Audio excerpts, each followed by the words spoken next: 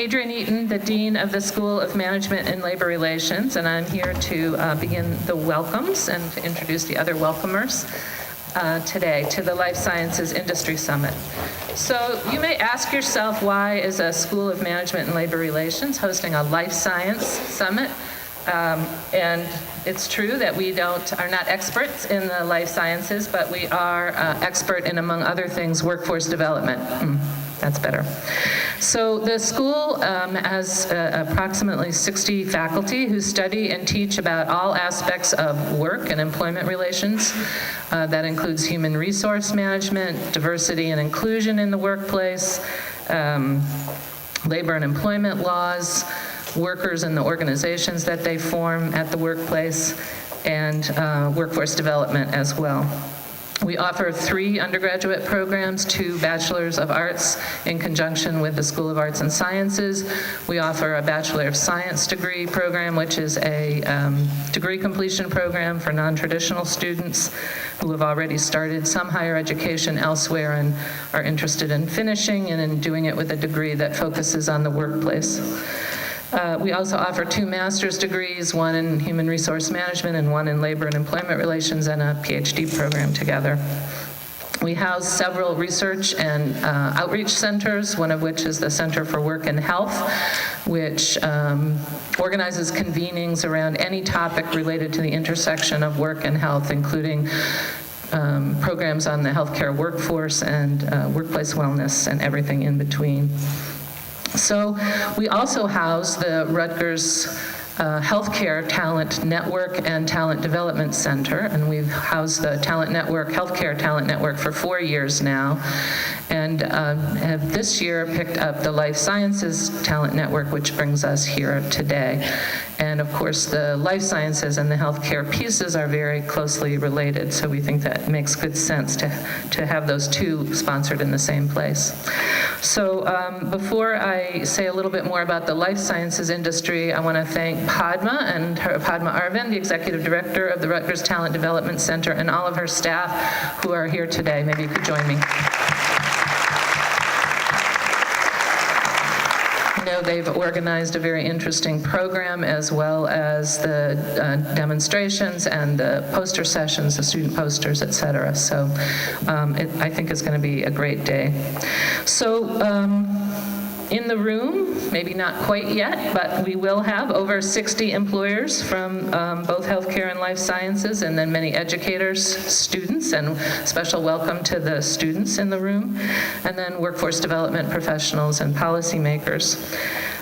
You know that, of course, life science is a very important industry to New Jersey, so let me tell you a little bit about that. Employment numbers in the industry, about 117,000 workers employed in New Jersey in 2016, so we don't have new data on that. 3,280 establishments in the life sciences sector. GDP of $33.5 billion for the state, and average wage of $140,000. So it's a high wage industry, and that's one of the things that we're interested in developing, right, is career pathways into those better paying jobs. So in sum, it's a growing sector with enormous promise for the New Jersey workforce, but also for us as residents who are consumers or potential consumers of the products and services of the industry. And I would say that one of the other interests that we have today is looking at the work of innovation in the sector, technology changes, and thinking about new technology in the workplace as not just a threat to jobs, though it has that potential, but also as an enormous opportunity for new kinds of work, new kinds of interesting and important work. So let me turn now to our next welcomer, my Rutgers colleague, Professor Prabhas Moga, who is a distinguished professor at Rutgers and the new Vice Chancellor for Research and Innovation for the New Brunswick campus. This is a new position on the New Brunswick campus, and I got to know Prabhas through an academic leadership program that the Big Ten offers a couple of years ago, and really enjoyed meeting him. So I was really thrilled as a dean that he was chosen for this position. And there's a full bio in the booklet about Prabhas, so I will just hand things over to him now to do a welcome.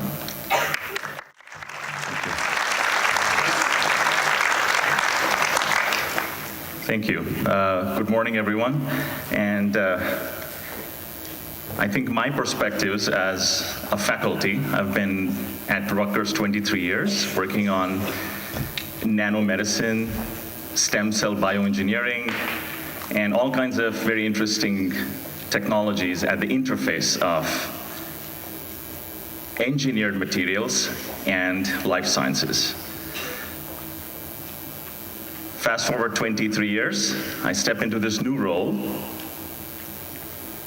and you're overseeing about 4,000 faculty members and their research operations, all the way from the humanities, social and behavioral sciences, computational sciences, engineering, business, and the list goes on and on. Yet, the one thing that I think is extremely important for me to do well in my job is to make sure that we can leverage our research operations at Rutgers. So you all have heard about Rutgers, you've seen Rutgers in so many different forms, in media, on the turnpike, in all forms of consciousness. But perhaps the one stat about Rutgers that you don't quite know, or perhaps appreciate, is that we've expended $700 million just this past year in research. $700 million. And the goal, of course, is to shoot for $1 billion down the line. So we can be on par with the Michigans, and potentially the Berkeleys. How do you leverage this research expanse and do a few things? Number one, how do you foster innovations?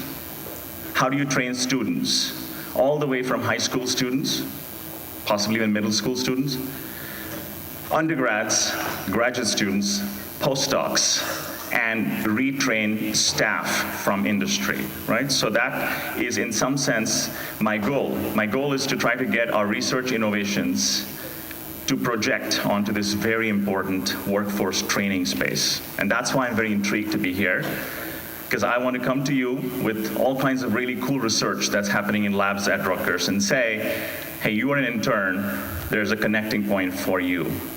You are applying to colleges, there's a great entry point for you.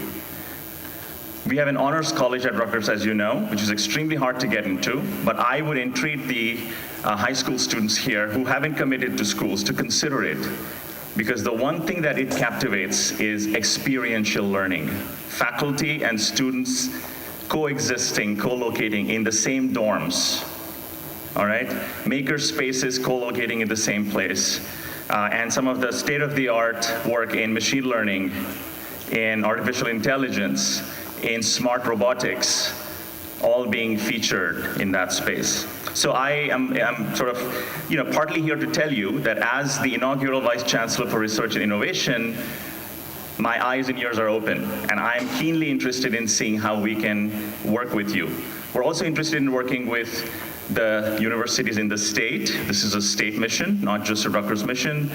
So working closely with Princeton, NJIT. I know my NJIT colleagues are here somewhere in the crowd. There we go, Sebastian.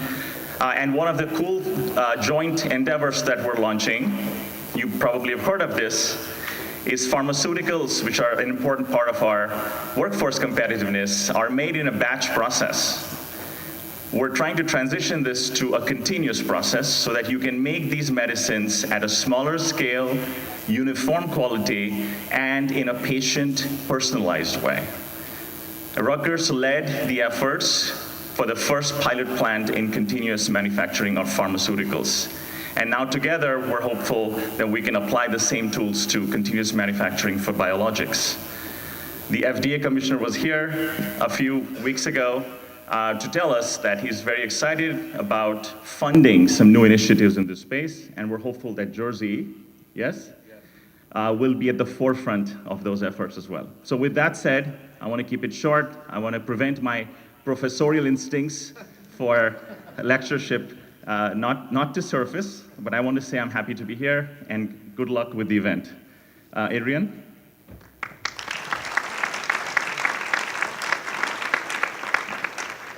Thanks, Prabhas. I'm so glad that you could join us. Next welcomer is Rob Angelo Ansaro. I'm sorry, Rob. Rob Asaro Angelo, who is the Commissioner of Labor for New Jersey, newly appointed by the new governor, Phil Murphy. Rob worked in the Obama administration in the Department of Labor. He had a storied career in the labor movement before that. Has a master's degree from Rutgers, I believe, and at Similar, we consider Rob part of the Similar family for reasons that we don't have to discuss. So glad that Rob is here with us today. Morning, everybody. I know it's really impressive to have a state cabinet officer here, and they're very buttoned up, and then they spill coffee all over their speech. It's really great. First of all, thanks, Dean Eaton, thanks, Padma, thanks to the Vice Chancellor, everybody who's here today. I want to thank the students who are here. Is anybody here from Morris County School of Technology? All right, wow, that's a whole bunch of people. I don't think anybody's here from the other schools then. Passaic? All right, look at that. We got the Pingree? Oh, they're not here yet. Rutgers, oh, a little Pingree over there. Any Rutgers prep? All right, I know you had a really long commute to get over here today. Good job being here on time. It's an honor to join members of this industry this morning as you play such an important role in New Jersey's economy. Like Dean Eaton was saying, she took a lot of my talking points. But the life sciences sector makes up 3.5% of New Jersey's total workforce. And in this area in North Jersey and Central Jersey, probably even higher. It's contributed more than $16.5 billion. It contributed more than $16.5 billion in 2016 alone, accounting for 7.8% of the state's total wages. A dozen of the world's top 20 research-based biopharma companies have a strong presence here in our great state. The state ranks second in employment for chemists and biochemists in the nation. We are home to 12.1% of all biochemists in the United States. So I love reading stats where our influence is way outsized to our size in New Jersey. So my reason for throwing all these stats at you is to emphasize that New Jersey is and will continue to be a place where scientific research and development will thrive. Our biochemistry, medical device manufacturers and sellers, pharmaceutical makers, as well as our partners in the healthcare sector are literally designing New Jersey's future and the country's future. So I'm going to borrow from my boss, Governor Murphy, who recently said that, quote, "We do not know her name, but somewhere in New Jersey right now, maybe in this room, is the next Wizard of Menlo Park. We must make sure that she stays here and succeeds here." And you've all stepped up to that challenge in one way or another. By participating in today's event and all the conversations that you're going to take part in to make your industry grow, you're making New Jersey's workforce stronger and more sustainable. You are among the people invested in our state's success, your community's success, and your family's success. I want to give a shout out to the various educators who are here from various school districts around the state, especially my hometown of East Brunswick. I don't know if he's here yet. Is Ryan Higgins here from East Brunswick Department of Science? Okay, he'll be here later. The talent that works at the New Jersey Department of Labor bring our partners in the educational and private sector together with businesses, other educational institutions, workforce organizations, training groups, community and faith-based organizations to gather on-the-ground intelligence to form meaningful collaborations so we can make informed decisions about our workforce investments. It makes me think about what Dean Eaton said, like why would the School of Management and Labor Relations have the Life Sciences Talent Network? I'm going to tell you why. Because in my 5 months on the job, meeting with dozens and dozens of different business owners, industry groups, trade groups from around the state, whether it be Six Flags, Great Adventure, whether it be the casino industry, or whether it be life sciences, employers are knocking down our doors to find their employees. If they can't have a strong and stable and continuous workforce to keep them here in this state, then we will be failing as a state. So I think it's why it's important that School of Management and Labor Relations has that workforce background to make sure that we're training folks to fill these jobs. So I've also, in the state side, we've been working closely with my partners, the Department of Education and the Office of Higher Education. So Department of Education handles K through 12, and Higher Education handles all the colleges and universities in the state. The pathways that we're designing between education and government and industry will be vital to our future. We want the circular relationship to build tomorrow's workforce using the skills, training, and knowledge that's being identified here today. In fact, just a few months ago, as the Vice Chancellor mentioned, I had the pleasure of welcoming the FDA Commissioner, Scott Gottlieb, also from East Brunswick, by the way, and Congressman Pallone to Rutgers University, my alma mater, where we were able to share all the innovative work being done in this sector here in the state of New Jersey. The continuous manufacturing the Vice Chancellor talked about is something that's going to be groundbreaking for the pharmaceutical and biomedical industry, not just in this state, not just in this country, but in the world. And we want to do whatever we can as a state, excuse me, in my department and others to make sure that we're providing that support and that ecosystem to make sure that that system can thrive here and show outside investors that the state and the government as a whole is making consistent investment in that facility, in those processes. And the best part was when we had that tour, Francisco told us that all the different parts that were part of this continuous manufacturing process were all built here in New Jersey by 3 or 4 different manufacturers throughout the state. So I think it's really a great example of how our different industries that live here in New Jersey can work together to make us a worldwide leader. Rutgers is also the future site of the governor's vision for an innovation hub. New Brunswick is the hub city, after all. The state-of-the-art facility is being designed to foster new ideas and remake the state as an engine of economic opportunity. It's going to be right down in downtown New Brunswick, across from the train station, which is a great location. Me and my colleagues recently had the chance to visit our friends up in Massachusetts, and I was impressed and inspired by what they're doing. They have this thing called the Mass Life Sciences Corporation, which is a state-funded entity, quasi-governmental, which helps work with the life sciences industry, and has led to tremendous growth in Massachusetts, not just in Boston and Cambridge, but around the state. And I'm definitely going to look to steal all their best ideas and practices from them, and then hopefully steal some of the companies from them as well. Or at least when the people are growing and expanding, they're going to know that they have that same kind of investment here in New Jersey. So through both state government investments and private funding, they're supporting an ecosystem in this sector. They realize that innovation is the key to life sciences and job growth, and they're going all in. They're funding internships, they're funding entrepreneurship programs, workforce programs, and more. So while Massachusetts, I think, just passed us in the number of life sciences jobs, I'm going to do whatever I can as a department to make sure we go back to number 2 behind California, ahead of Massachusetts. But they perfected a model that works for their state. And I'm confident that with the governor's vision that we here in New Jersey will create our own version and be as successful in advancing life sciences and creating that ecosystem. When the governor brought me on board as labor commissioner, I took this job because he had a grand vision for workforce development. That workforce development and economic development are not two different things, that we are one thing. And that we're talking to companies about moving to New Jersey, or staying in New Jersey or growing in New Jersey. We know they're not staying here, coming here because of our low taxes. They're going to come here for our location, the fact that we are a hub, and I love that Rutgers is the heart of that hub, to the Northeast, to the customers they need, to the supplies they need coming into our fantastic ports, that they can get out on our fantastic roadways, whether it be I-80, Turnpike, 287. So they know that there's so many efficiencies to be here in New Jersey that we need to make sure we have the efficiency of a strong workforce here for them, and that will be the incentive for these companies to stay and grow here. Governor Murphy announced 2 initiatives in May to reignite New Jersey's innovation economy. The first is a STEM loan forgiveness program.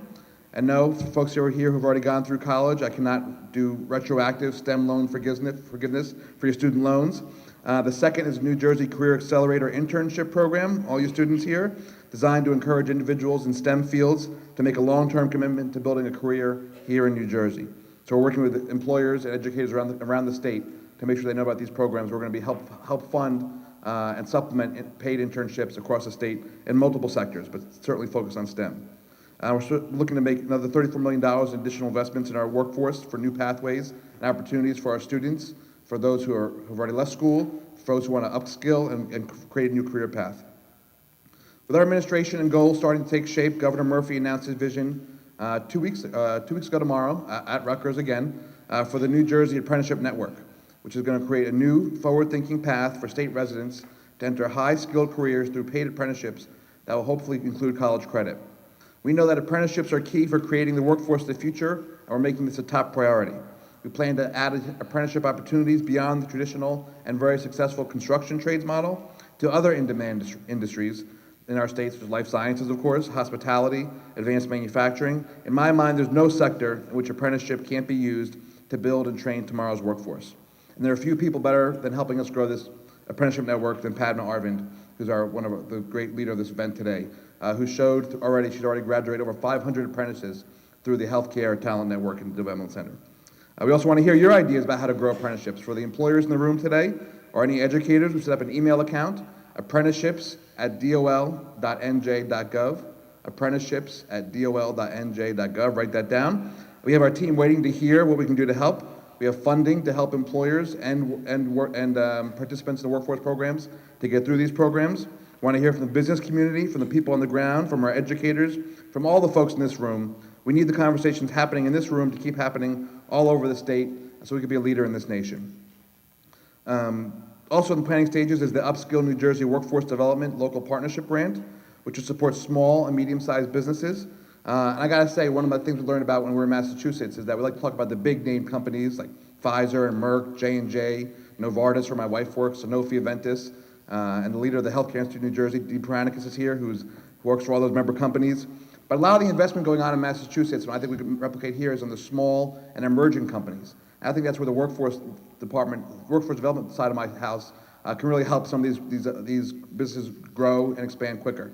When we were in Boston, we met a couple companies who are doing some cutting edge stuff, only because they were able to fund internship programs and fund interns in there to help them lead the way in their industry. And finally, we hope to create the Workforce Development Policy and Evaluation Lab based at Rutgers University's Heldrick Center of Workforce Development, which will give us an unprecedented opportunity to measure the effectiveness of our initiatives in this state, providing insights and improved outcomes for years to come. So these are all part of the governor's fiscal year 19 budget. Hopefully they'll come to fruition sometime soon. But more importantly, no matter what happens to the budget, our doors are open. We are listening. Please take advantage of today's summit to meet folks in my department, from our partners at Rutgers and the talent networks, from other trade groups who are here. Ask questions, make contacts, because we all know that networking is a key part to advancement in this industry. I'd also like to encourage everyone in this room to keep these conversations going past today. Keep finding new opportunities to grow and innovate. Keep the lines of communication open between our higher education institutions, government agencies, and the good people doing work in this field. We want to see New Jersey serving as the model of a highly educated, highly skilled, diverse, and dignified workforce, and for the rest of the country to take note and follow. So I thank all of you for your support in that mission. Good luck today. Good luck in everything in your future.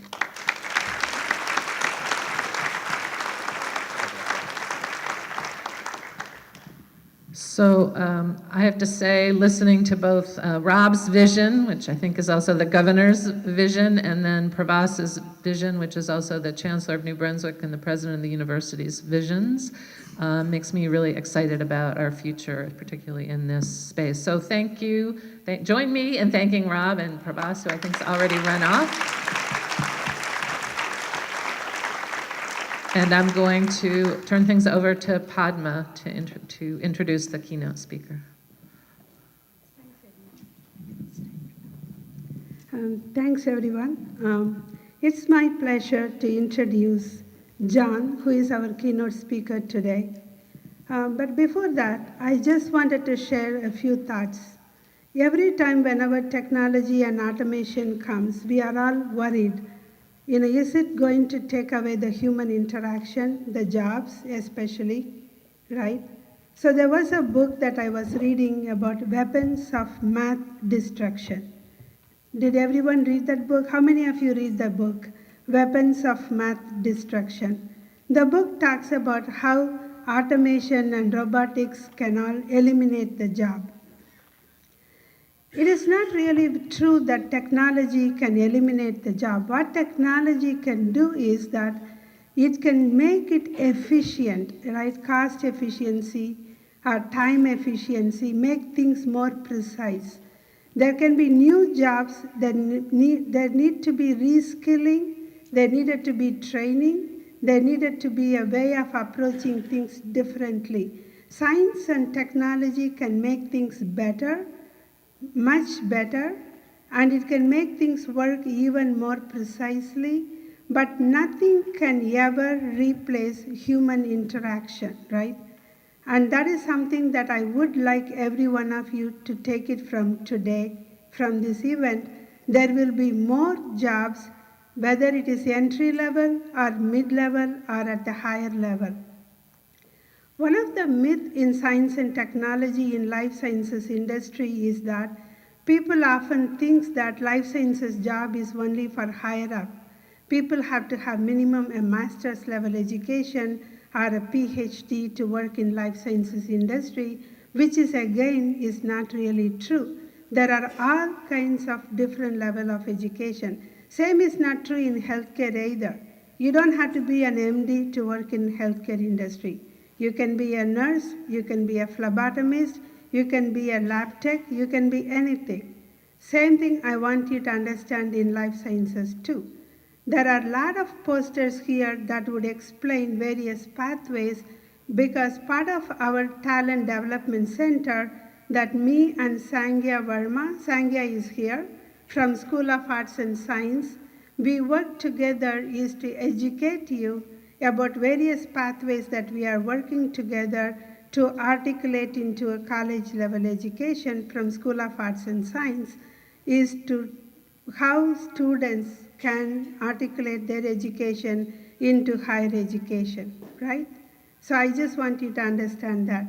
Let me, before John is going to speak, who is our leader from Merck, global medical and strategic leader, and he sent us a very short bio. It is actually in the booklet. He just said, I'm a global medical strategic leader. You don't need to know much beyond that.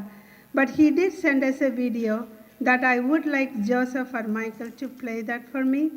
And it talks about 10 or 15 new jobs that were not there before. Please watch that video, then it would help you to understand John's keynote speech. And it is a privilege and a pleasure to introduce John to all of you. And thanks, John, for giving us the keynote speech, especially on behalf of the students. Thank you again. Thank you very much.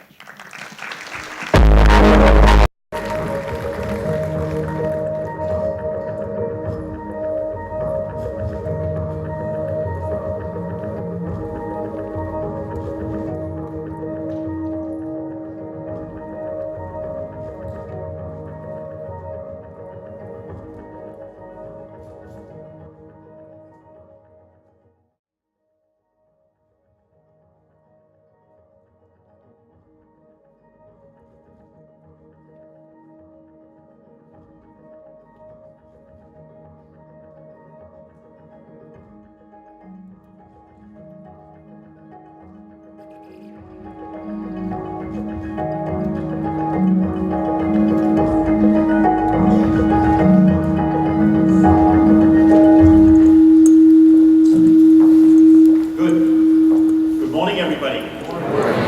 I hope I don't need a microphone, right? Yeah. Okay, good. I'm going to try to make this a conversation with you rather than talk at you, because I think in the dialogue, it's going to be really great, because I want to listen to you and point to things in my career about career advancement that I took, where I could have learned to hopefully help us and help some of the students find their pathway. So just a little bit about me. My name is John Coelho, and I'm a medical strategy leader at a company called Merck. And respectfully, I did not know what I wanted to be when I was my son's age. He was right there, 14. I did not know. And I made a lot of mistakes along the way. So what I'm here to talk to you and engage you and listen to you about is how do you find your career path in this wonderful state we have, which we heard from different people along the way, and from you, thank you, about biomedical sciences, about scientific breakthroughs in New Jersey. And some of the roles and jobs you saw on that short video, which I encourage you to watch, didn't exist 20 years ago. Cloud computing didn't exist. Ride sharing didn't exist 10 years ago, right? None of these jobs existed. So how can we predict what you want to be when we don't know exactly what the job of the future is going to be like? So I'm going to ask by a show of hands, this question is for the students. Do you know what you want to be, what your job is going to be when you graduate? No, right? Very few. You do, right? What do you want to be? molecular biologist. Excellent. At least he has an idea. That's good. It's a start. Now this is a question to some of the industry leaders in the room. Is the job you're doing what you thought it would be? No. Why is that? I have a PhD in chemistry and MBA. PhD in chemistry and an MBA from Rutgers. Columbia, okay, could have been Rutgers. Feedback, self-respect. He'll have to do it. Maybe if he was Rutgers, he would have ended up in the right place. But he's a recruiter. So he's in a very important job, which is to really help people find the right talent for the right fit in the right role. So I will give you a principle that I found very helpful in my career, and that is you have to find out what it is you're really good at, that you love to do, and B, what does the world need at that moment? If you have. So, question one. What does the world need right now? Right? We need microbiologists exactly like you pointed out. And let me talk a little bit about Merck. So at Merck, 125 years ago, a German called George Merck came from Brooklyn, New York, and came to this place in New Jersey called Rahway. And he saw this facility, this open space, and he decided he wanted to build a chemistry and discovery center. So what did he see 126 years ago, this German guy, when he came over here to Rahway, New Jersey? He saw potential. He saw what he could do and he could build. And he wanted to build something big and great. What did the world need? Well, the world needed a manufacturing hub for developing sterile and pure pharmaceuticals, medicines for the world, right? So he did that at a time when we really, really needed it. So you have to think about those principles of what are you really good at? Are you good at the building piece? Are you good at the analytical piece? You like to solve problems? Are you a big thinker? What is it? Do you like policy? Do you like shaping some of the things that our friend just talked about? What is it that you like to do to shape, and what does the world need today? And so some of the jobs we find today that are happening in our career, in our healthcare sector, vibrant healthcare sector, are what we see that are happening, are going to be very relevant even tomorrow. So let me talk about a few of them. The first job in healthcare sciences is about discovery, right? And discovery is about finding, if you're inquisitive, you like to experiment, you like to see what is possible in chemistry. Discovery and pharmaceutical chemists are some of the most important people in our field because they are eternally curious. They are never satisfied with the answers they get. And they're trying to find new chemical compounds that may hit or meet unmet needs in targets. So that's the first field, medicinal chemistry. The second area we see tremendous potential is in pharmacology, clinical pharmacology, right? So how do medicines work practically in human systems? And we need really robust systems to screen and understand how these agents work, right? Screen, does it work on the target or not? And define those targets. And what are those targets? Those targets are really what triggers human biology. So let's talk about disease for a moment, okay? By a show of hands, for the students, what are the most important diseases today, you think, that are affecting us? Anybody? Go ahead. Alzheimer's, very good point. This is a smart group, very smart group. Number one problem today our population in the US is aging tremendously, right? And we have found treatments for cardiovascular disease, we have found treatments for diabetes, we're trying to manage obesity through diet and exercise, but the neuroscience area is very, very hard to pin down. And it's very hard to pin down because in neurosciences, the disease process is very variable. As people get older, they develop dementia. Does anyone know an elderly person with dementia? Yeah? A lot of hands go up. So how do you handle that? So that means we have, and Alzheimer's is a end state or middle state of dementia. We have to have scientists who understand the disease process and can find those targets to help with dementia and Alzheimer's. We then have to develop biological drugs and medicines to meet those targets, and we actually are part of that. And sometimes those targets are not the right targets, so we have to start all over again. And then the third thing is we have to test them in people again and again in studies to find out if they work. And because the disease process is so variable, sometimes it may mean we have to have many thousands of patients to arrive at a conclusion, to show a result. And then we have to do this in the United States. We have to do this in Japan. Why Japan? Yes. Excellent. Perfect. This is a very smart group. So they have the highest number of elderly people as a population, longevity in Japan. So we do studies in Japan, and one would then need to do studies in Europe and different countries to better understand how the medicine works, and then get approvals in those countries. So this is the process we have to go through. So you start with discovery chemists, you go through clinical pharmacology, you screen your compounds on various targets, you may hit or miss, and then eventually you come to a point where you test them in humans. And so there's the experimentation piece. Now, who likes to experiment and try and fail and try and fail? Does anybody like to do that here? Yeah? Can you tell us an example of what you've done? Like? Yeah? Yeah, why not? I'll give him a microphone. Okay, okay.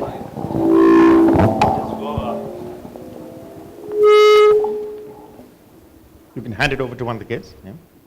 Anybody want to answer? Over back there. So somebody is going to experiment a medicine in different patients. It works. Yeah, go ahead. Yeah. So when you're studying for something Right. in school and something's not working, it's not going into your head the way you'd like it to, you try a new method of Correct. studying, taking notes differently. Yes. So that's something personally that I've figured out, and I think that's a lot of trial and error. That's a lot of trial and error. So what do you take away from that trial and error? You learn along the way. So as we were talking about, sometimes you fail very early, sometimes you fail at the end state. If it means you have to still try the studies in different patients with different approaches. So that's a lot about what clinical trials involve. So a very important career in biomedical sciences, which New Jersey is very strong in, is in clinical research. And clinical research, to me, is one of the most important careers we have. And it doesn't mean you have to be a doctor. And someone brought that up earlier, Padma brought that up earlier. You could be a nurse practitioner, you could be a master's in science, you may or may not have a PhD, you may or may not be a doctor, it doesn't matter. But the study, the management of that study, trial and error of an experimental drug or a vaccine in patients is clinical trial science. And it's an extremely well-organized, precise discipline. And we need more and more people in that field. So you could do that in a healthcare company like Merck or Pfizer, where I've worked, or you could do that in a contract organization that manages the studies. And they manage thousands of patients in thousands of different sites all over the world, in Japan, in the United States. all meeting similar criteria. So we talked a little bit about what are the fields today. We talked about perhaps Alzheimer's, very, very big unmet need. I think we're probably 10 years away from finding a cure or a treatment for Alzheimer's. There have been many, many failures, most recently. But we've made great progress on cardiovascular disease. Okay, does anybody know about statins? What a statin is? Okay, a statin is a drug that helps lower your cholesterol. So we've made great progress on that front, and they're in fact generic now. And so we have found now new and different injectable cardiovascular medicines that help manage the good and the bad cholesterol. So we've now moved to diabetes, metabolic diseases. Why are metabolic diseases so big today? Any answers from the students? Yes.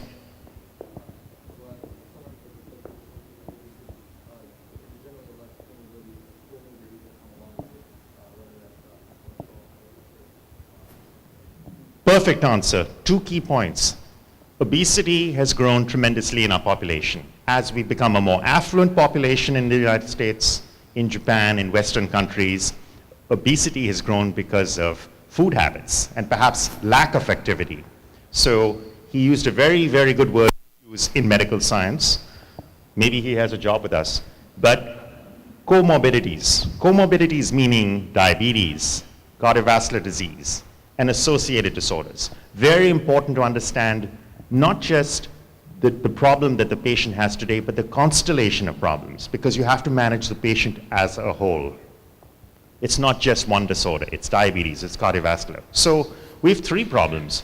We're living longer, right? We have various diseases like cardiovascular disease, diabetes, and then we manage those and manage health, but how do we handle managing the cost of these? And that's the great debate we're having today in our country.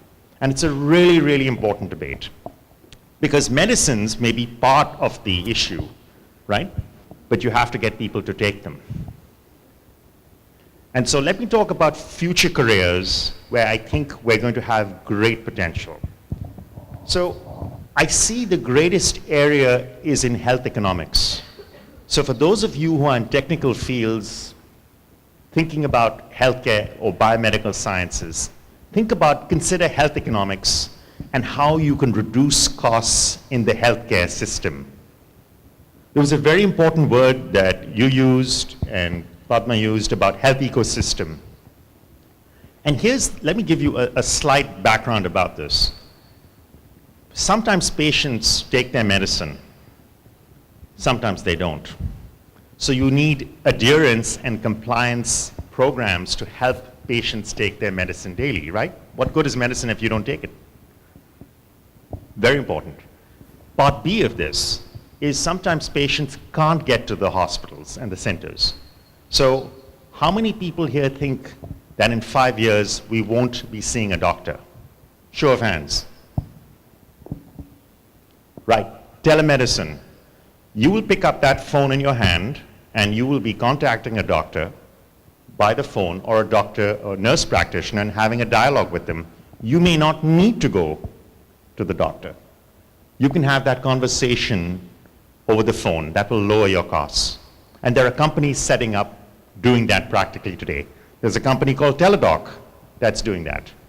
That reduces your impact to visit the doctor, to visit the hospital, to do things from your phone, which you could never do before. Who manages that? So there's a role for you in that ecosystem. Your data has to be private, because every patient, and why healthcare is so complex is, unlike ride sharing in Uber, right? All of us have taken Uber, right? The difference with healthcare is your personal health data is extremely private and has to be encrypted. So we have to have really strong systems to keep, when you talk to that doctor and that nurse practitioner, your healthcare information extremely private. Who will manage that role?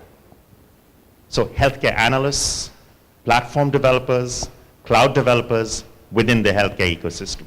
So this is why we need people like you, who may not be doctors, but who understand health technology, health economics, and the roles I think we will need are to help patients access healthcare services remotely, quickly, and cheaply at an affordable cost, right?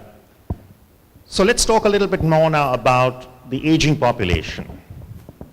What are the other roles that you think we may need as people get older and they stay at home and they want to stay out of nursing homes? Any other roles that you think that they will need from the students? Any answers? Yes. Home health aides, growing exponentially. So physical therapists, right? People who can help patients stay at home comfortably, patients who can help them with rehab, patients, advocates. So the healthcare advocate is going to be the most important role we've seen emerge. And there are companies that are starting up called Health Advocate that actually work with large insurers and companies like Merck that help patients with their whole healthcare environment. So being a healthcare advocate means finding the right treatment plan, helping the patient through the whole system, navigate the system. These are emerging areas for you, for students to think about as you go through. So a couple of other areas that I think that are going to be important that you have to think about. We've talked about neurosciences, we've talked about cancer, and we're having great breakthroughs in cancer in immuno-oncology. We're seeing tremendous breakthroughs in vaccines as we speak. And vaccines to us, to a point made by our Vice Chancellor, are very, very difficult to manufacture. So they are usually biologics. That means they use live viruses or live proteins. They're exquisitely difficult to make and reproduce. And Merck is one of the largest makers of vaccines today. And what we found as we learn about vaccines is we have to really develop better methods of producing these vaccines and scaling them up. So we need help from you and people like you who understand sterile manufacturing and continuous process to help us with scaling up and then making them in the sites within New Jersey or Pennsylvania to produce them on a large scale and ship them. Some of the things we're doing today are about making vaccines for emerging threats. Ebola, very, very important. Who knew we would have an Ebola threat? Another area where we see tremendous potential is dengue. Anybody from Asia? Dengue fever is a very serious issue. Does anybody remember the Zika virus? Right? So these are emerging threats that came from Latin America, that came all the way up to Puerto Rico and Florida through mosquitoes. And we have to think about these and be prepared for them. Right? So it involved not just making the vaccines or making the medicines for them, but also a new role, and I urge you to think about this, is people in public health epidemiology who can predict disease outbreak.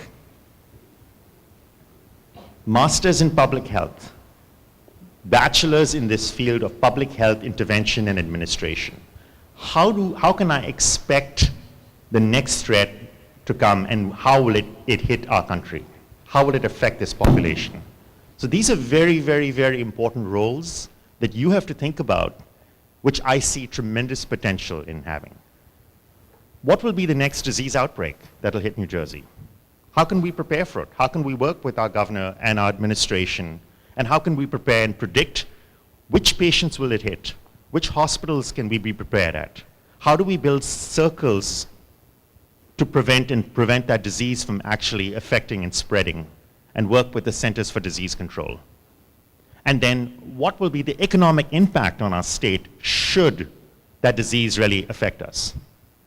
So those are the kinds of roles we see, I think, are going to be tremendously important.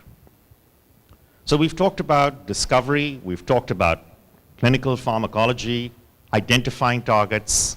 Some targets are not clear. We've talked about clinical trial management. And then the epidemiology of disease, knowing what disease is coming, what are the new diseases that we expect will affect us. So let's talk a little bit about more specific things like Alzheimer's, cancer. There are many, many other diseases that we think now are going to be very serious diseases for us to cure, but we need your help. We need people like you to collaborate and talk to us so that we can define these targets for these diseases, and they're more rare diseases. So there are pediatric diseases that many babies die from that we need to really find cures for, and we're able to identify and understand what those targets are. There's a disease called cystic fibrosis. Anybody know this disease? Cystic fibrosis? Good, great. We've actually found a treatment for it within the healthcare sector. There's a company in Cambridge, Massachusetts. Hopefully there will be companies in New Jersey soon that can actually address this disease. It's a very serious disease, potentially fatal. Duchenne's disease. So there are new treatments coming to the Food and Drug Administration for approval that are experimental in nature, that we need people to take a risk to say, you know, I know somebody with a rare disease, a smaller disease that affects perhaps a few thousand patients, not millions of patients. But I know someone, and then it becomes personal. And that's the big step and the risk you have to take in your in healthcare.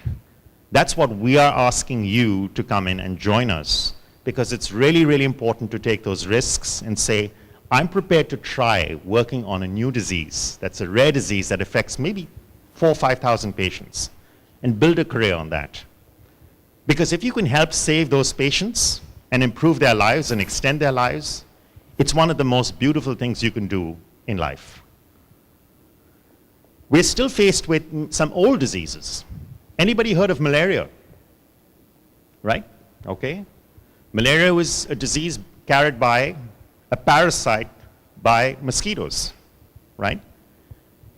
We worked very closely with WHO, the healthcare industry, to help prevent and reduce that in Africa.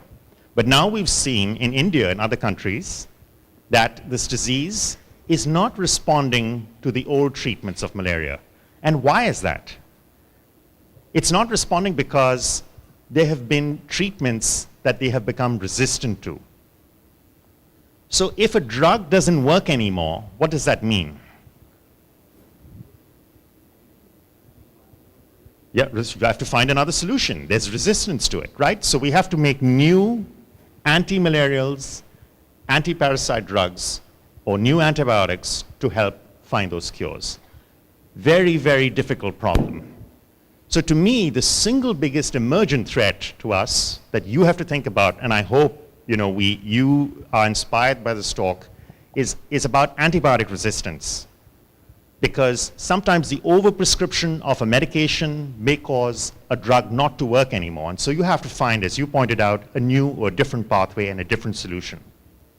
I believe we have the smartest minds in New Jersey to really think through solutions for antibiotic resistance to combat that.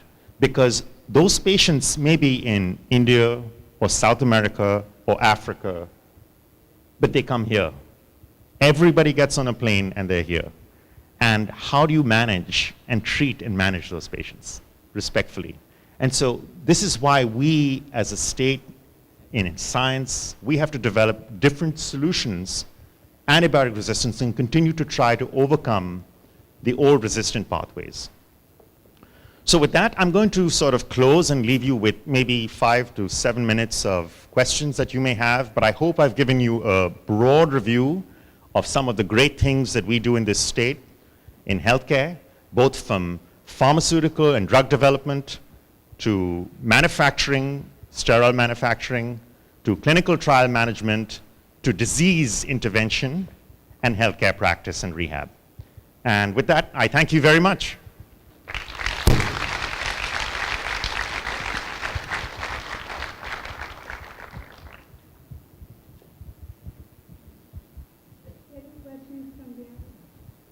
Please. Maybe we have a microphone for them?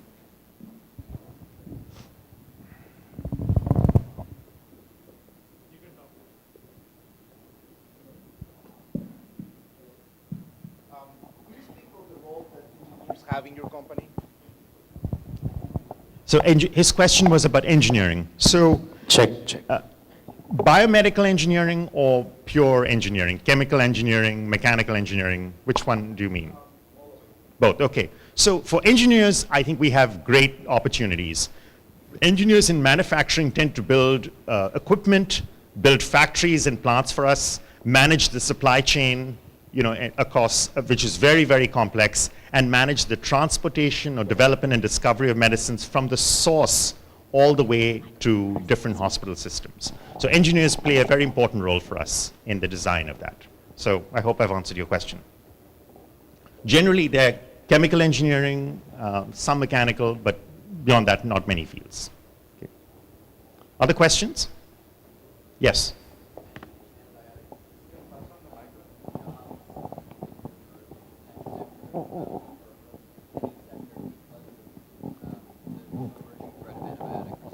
So this was sometime last year, a patient came from India, and the patient was resistant to all antibiotics.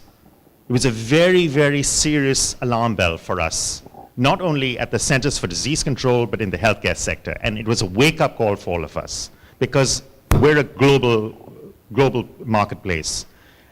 This patient could not be treated with any antibiotic.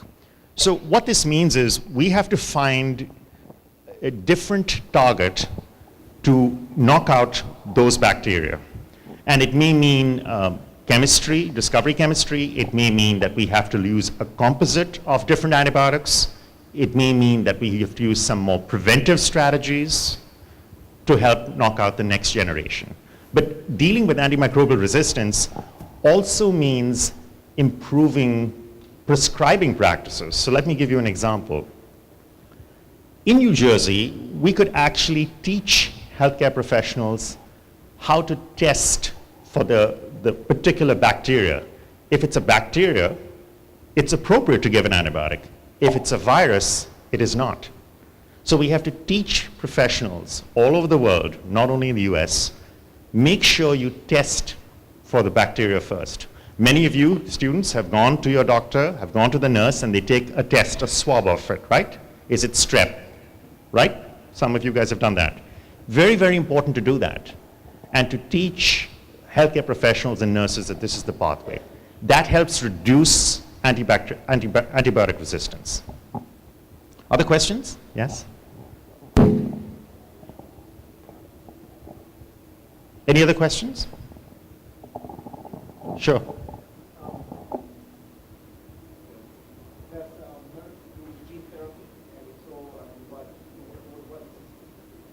So the question was, does Merck or other companies are involved in gene therapy? Not to the same extent, but I think a big development that happened about 5 years ago was decoding the human genome.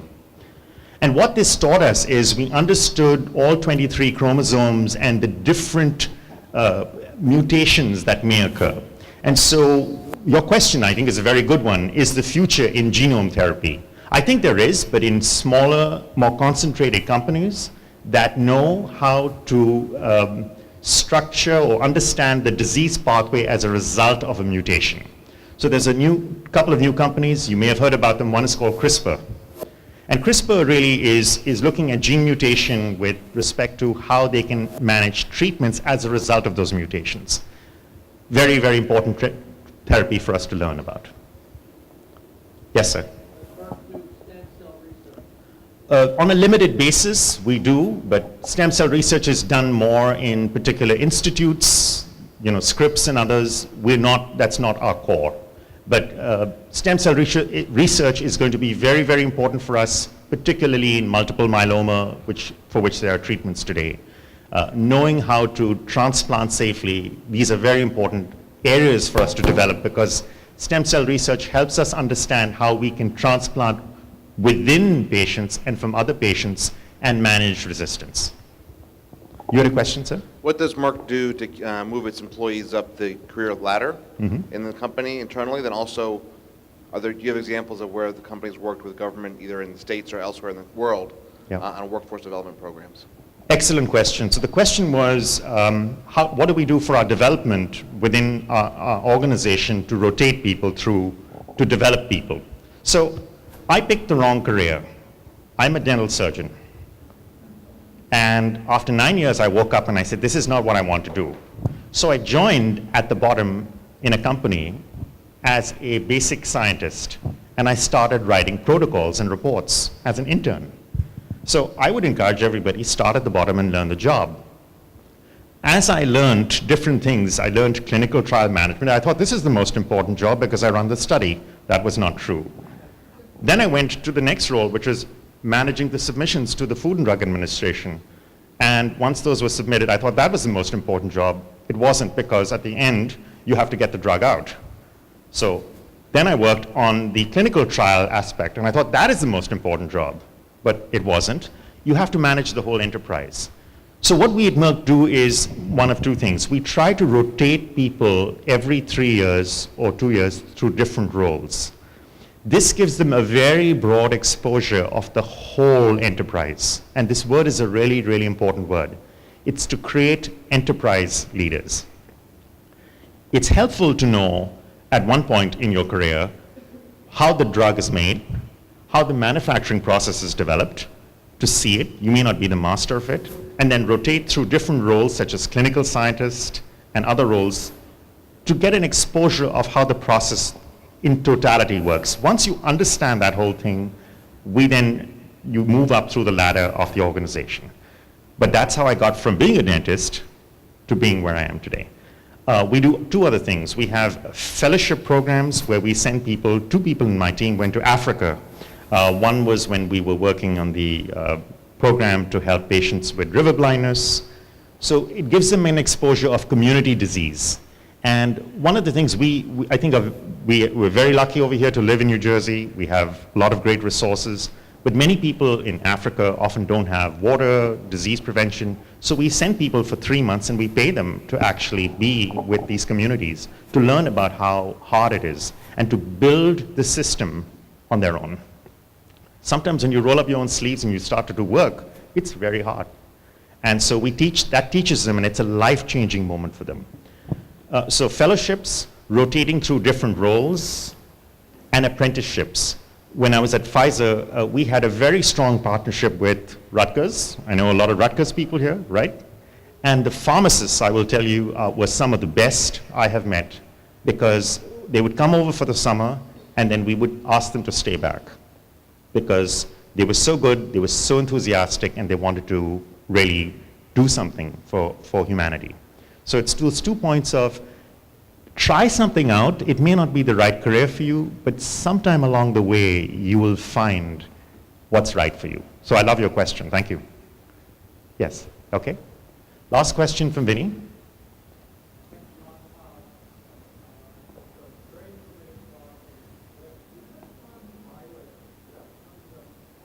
Yeah. Yeah. Mm-hmm.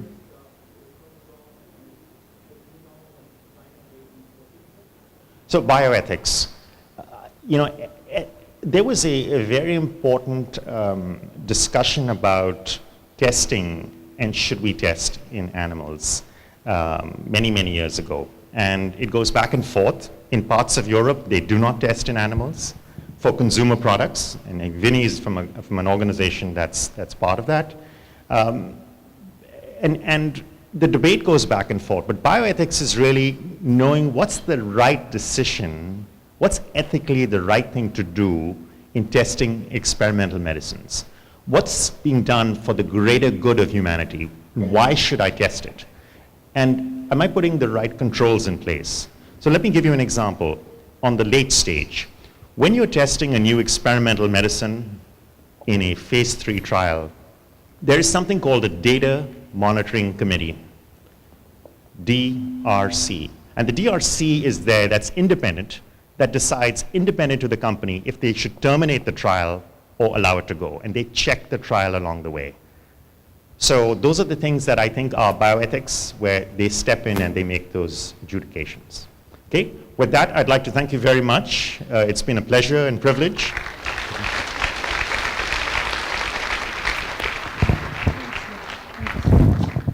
Thanks, John. That was very impressive, and you made everybody interact with you. That's really wonderful. Thank you. So now we are ready for our interesting panel. I would welcome all our panel members to come to the stage. And before we open up the panel discussion, I would request Joseph or Michael to play a small video that would help us to understand the panel discussion better.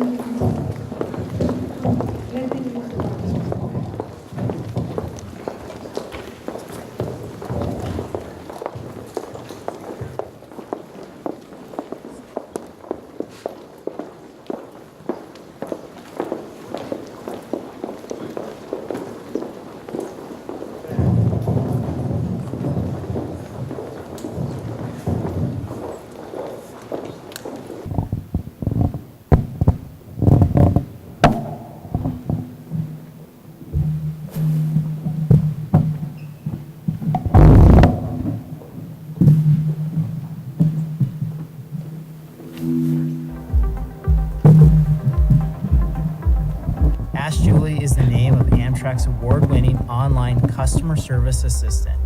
Located on Amtrak.com, Julie is a virtual assistant who's able to help people in much the same way live chat agents would. Amtrak customers simply type in a question or commands, and Julie takes action, providing an answer, navigating to web pages with more information.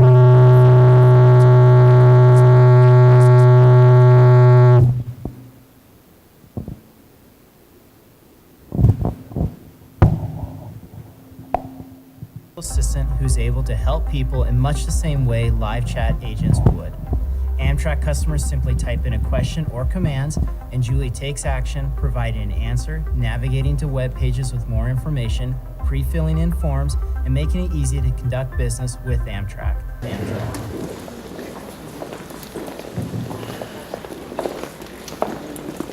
We've used deep learning now to create a really natural and expressive voice for Siri, and I'd like you to hear it. Here's the forecast for the next 10 days. Sunny, sunny, and sunny. 3 different ways to say sunny. Very powerful. Now, Siri also has a male voice, and it sounds fantastic too. I love machine learning, especially since I'm a machine learning. So Siri has a great new visual interface as well, and it's able to provide you with follow-up questions and answers with just a tap, and multiple results. When you make a query, it's really handy. Now, Siri also has a new capability, which is translation. So you can now ask something like, how do you say, what are the most popular dishes in your restaurant in Chinese? And Siri can say, 你们餐厅有哪些菜最受欢迎? Totally.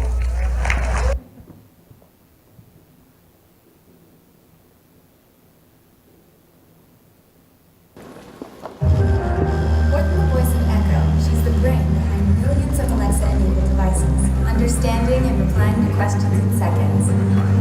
And while she's great at weather updates and playing music, that's just the beginning. Alexa has infinite abilities. We call these skills. Developers have already created thousands of Alexa skills, and the selection is growing every day. Developers are making Alexa smarter with every skill they create, helping you plan dinner, or ordering it for you, powering your smart home, or getting you out of the house. Our services make it easy for brands, marketers, makers, and developers to create experiences for Alexa-enabled devices with the Alexa Skills Kit and bring voice to their own devices with Alexa Voice Service. At Amazon, we're committed to voice technology.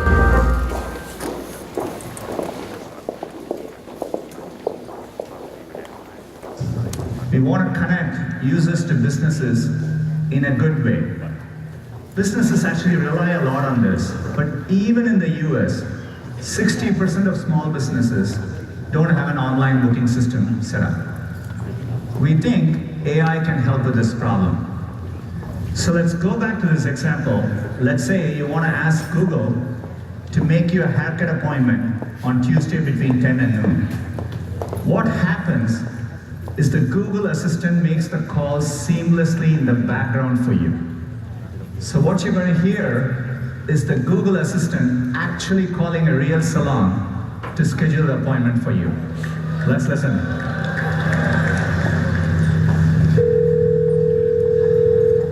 How can I help you? Hi, I'm calling to book a woman's haircut for a client. I'm looking for something on May 3rd. Sure, give me 1 second. Sure, what time are you looking for around? At 12 p.m. We do not have a 12 p.m. available. The closest we have to that is a 1:15. Do you have anything between 10 a.m. and 12 p.m.? Depending on what service she would like, what service is she looking for? Just a woman's haircut for now? Okay, we have it 10 o'clock. 10 a.m. is fine. Okay, what's your first name? The first name is Lisa. Okay, perfect. So I will see Lisa at 10 o'clock on May 3rd. Okay, great. Thanks, great. Have a great day. Bye.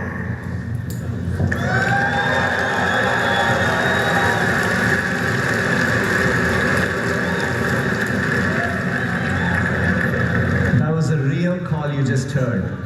The amazing thing is the assistant can actually understand the nuances of conversation.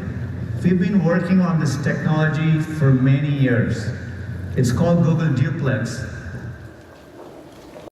Our topic for the panel discussion is Julie, Siri, and Duplex. What next? Are we ready, New Jersey? So I will have our special moderator, Judith Sheff, to take it over from here. Judith, thank you. Thank you.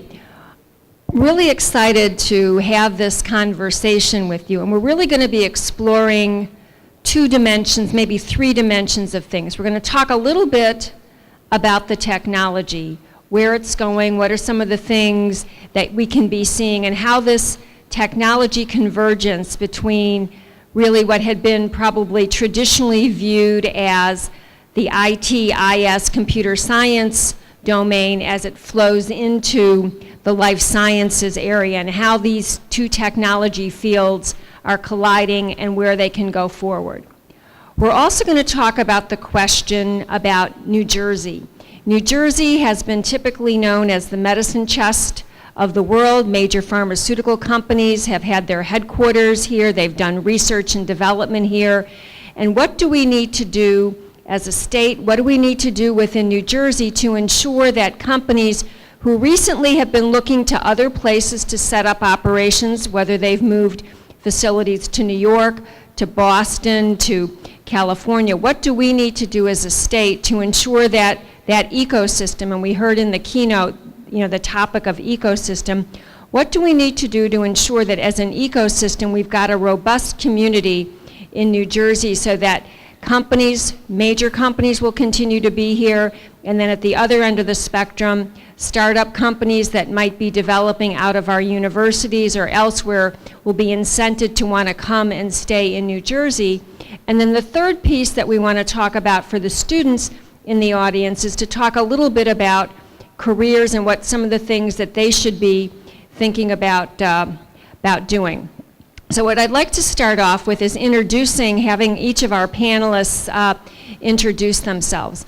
I'm Judith Sheff. I'm the Associate Vice President for Technology and Enterprise Development at the New Jersey Innovation Institute at NJIT, and I have spent the last 16 plus years working with faculty and students to see how we can commercialize inventions and technologies that they have been working on, as well as with smaller stage startup and scale-up companies, helping them to advance where they're moving forward. And we have a fantastic panel of really experts from within the life science industry, and I'd like to ask them to introduce themselves, and we'll start with Dean Paranicus.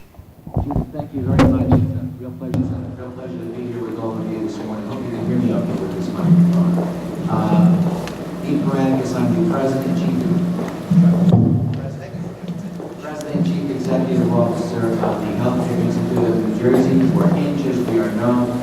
HINGE is the trade association here in New Jersey representing the research-based biopharmaceutical medical technology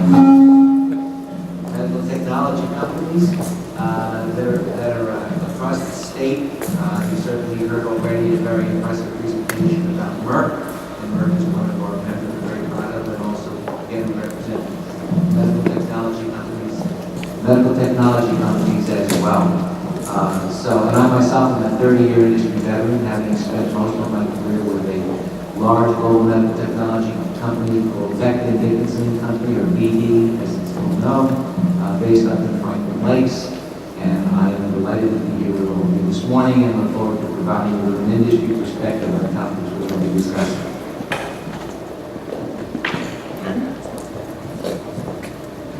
Good morning, everyone. Whoa, it's like a whole rock and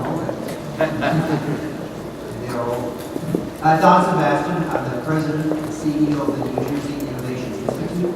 This is an entity we created about 40 years ago out of NJIT, where I've been previously since 1995, mostly as the head of academic research, as frankly a better way of doing business with business, a way of trying to deal with the loss of basic R&D and even applied R&D in many large companies, and to pull together the assets of small companies, innovators, academics, and students as a supplement for what has disappeared out of the state that gave us Sarnoff Labs, Bell Labs, Exxon Research and Engineering, and so many others. My background, I'm a chemical engineer. I'll have more to say later. Your first engineers developing the industry. Not only where they start out, but frankly where they end up. A very important message for you is think about plotting out careers that are probably going to span 60 years or more. It's not just where you start. There's a lot to be said. This is an exciting industry in which we are really.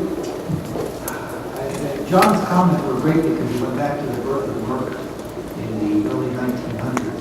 You've probably not seen the kind of disruptive technology change in this industry, in industries in general, in a period since then. But we are really at the cusp of the fundamental basis of medicine, medical treatment, and healthcare delivery, all changing at once, almost as dramatically as they did back then when we began to understand the role of bacteria, infection, viruses, as opposed to hero and medicine, the snake oils, which agent works.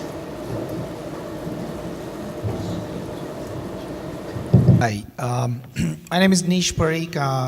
I'm a Chief Innovation Officer at Rangam and the CEO. We started Rangam in 1995, and our slogan at Rangam, we are a Somerset-based company. Our slogan is empathy drives innovation. So we are all talking about innovation, and at Rangam, and personally, I believe the empathy can drive innovation very well, and keeping the innovation going, because innovation is all about ongoing journey, and how can we keep that going, and that's through empathy.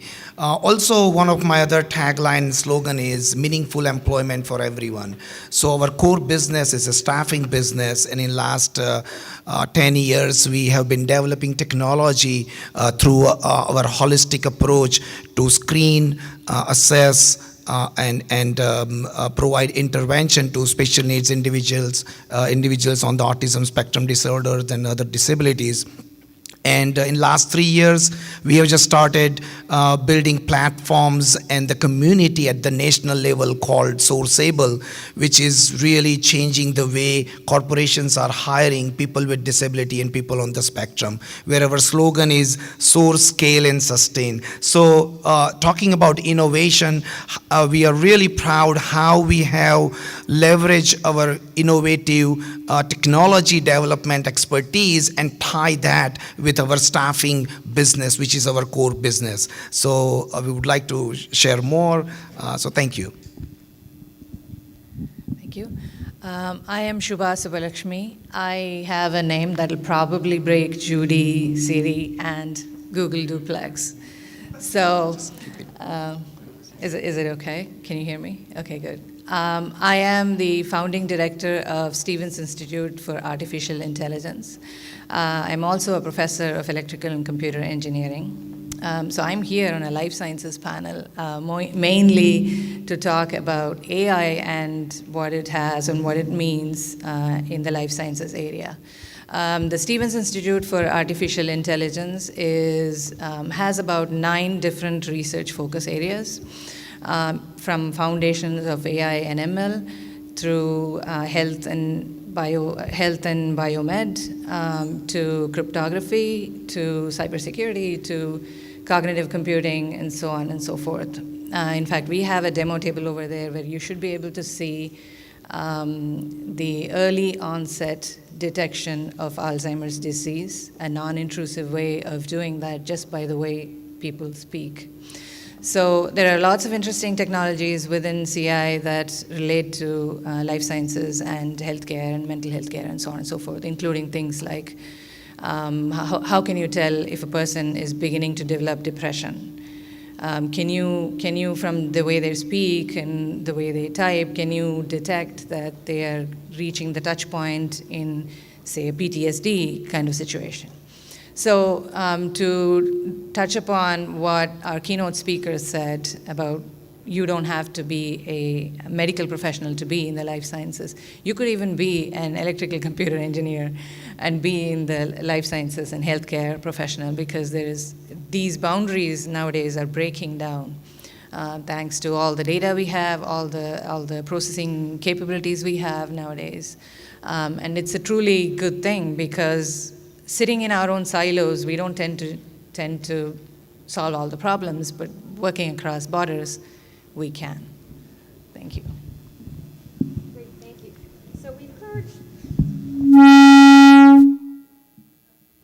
So we've heard a lot about the notion of precision medicine or personalized medicine, where rather than doing a large clinical trial, testing things out on a large population, seeing what works for that average population, we're trying to figure out what works for me as an individual, because my particular characteristics may not match the population that the drug was tested on.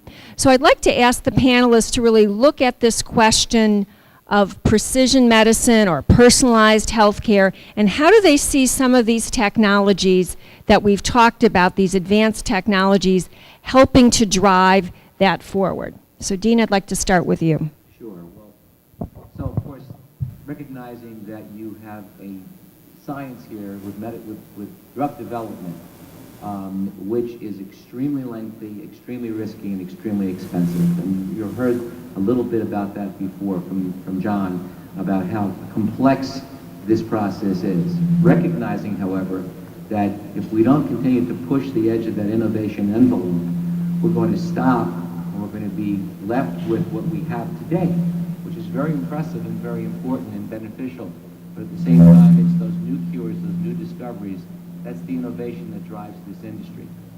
So anything that we can do that would enable us to accelerate the drug discovery and development process,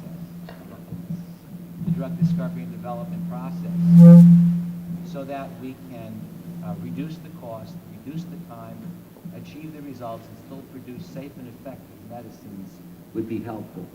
We talk about where this is going with precision, and by the way, part of that, especially utilizing artificial intelligence,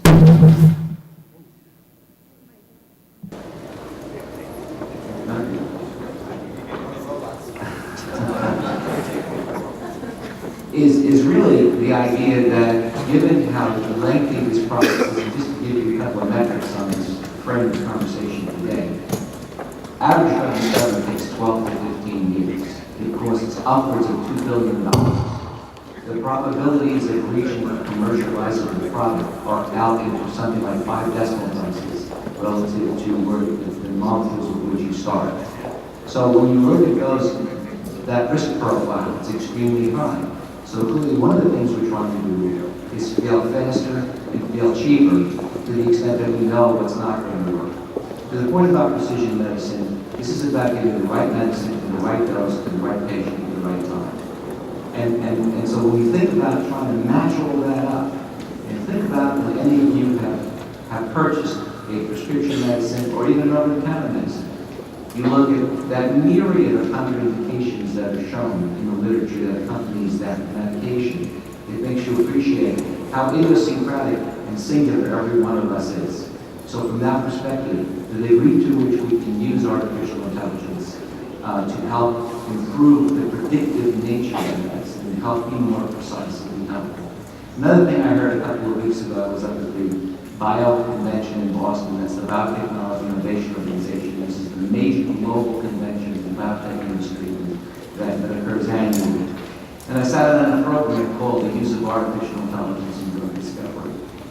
And one of the things they were talking about that was really interesting was the degree of sophistication and complexity and the combination of the disciplines we're looking at, the sheer mass of the data that needs to be interpreted may simply be too much for humans alone to be able to contemplate and really get all of that, which is why you need these tools to give a lot more power.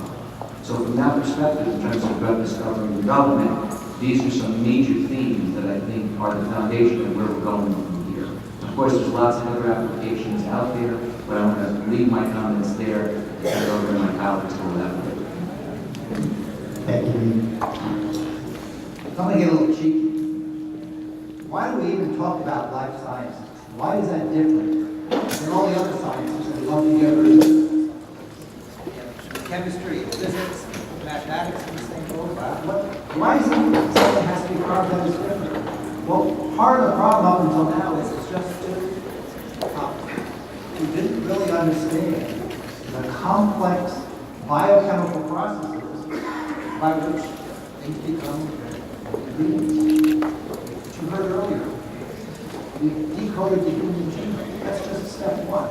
So now we sort of know where things are beginning.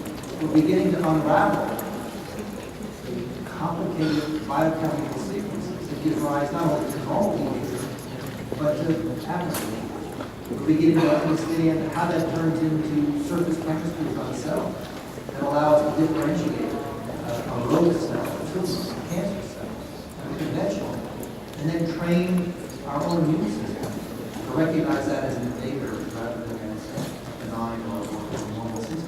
These are all things that are going in the future. So what I would argue is, by the time your careers are over, and I hope even sooner, we'll talk about life sciences the way we talk about dialing a telephone or tuning in a television channel. We may keep the jargon, but it won't mean the same thing because we're transforming the industry by having fundamental knowledge that allows us to make medicine beforehand. Just like we have F equals MA, we've all studied it already. We have the periodic table, we know the electronic structure of atoms. We can predict how atoms can form molecules, and molecules can form complexes. We haven't had that yet. So much of what we've done in medicine, we worked the bell curve. There was no idea of personalized medicine because the best you can do is find the average behavior in the population and try to shoot the mean and treat it in C students.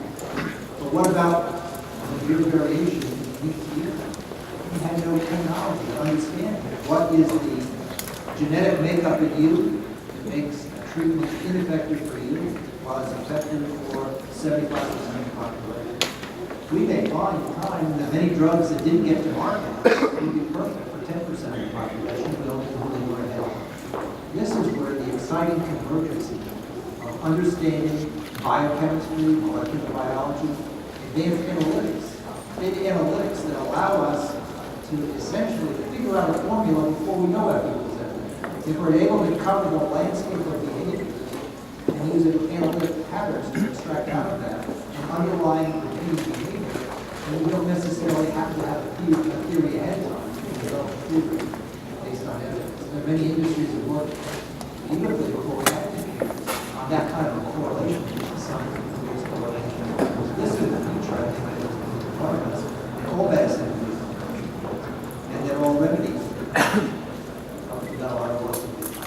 How long it took to decode the genome. It's just the beginning of understanding how very, very complicated process is. If they're not random, it has to do just to figure out. We decipher and the key to unlock them and we can laws of physics.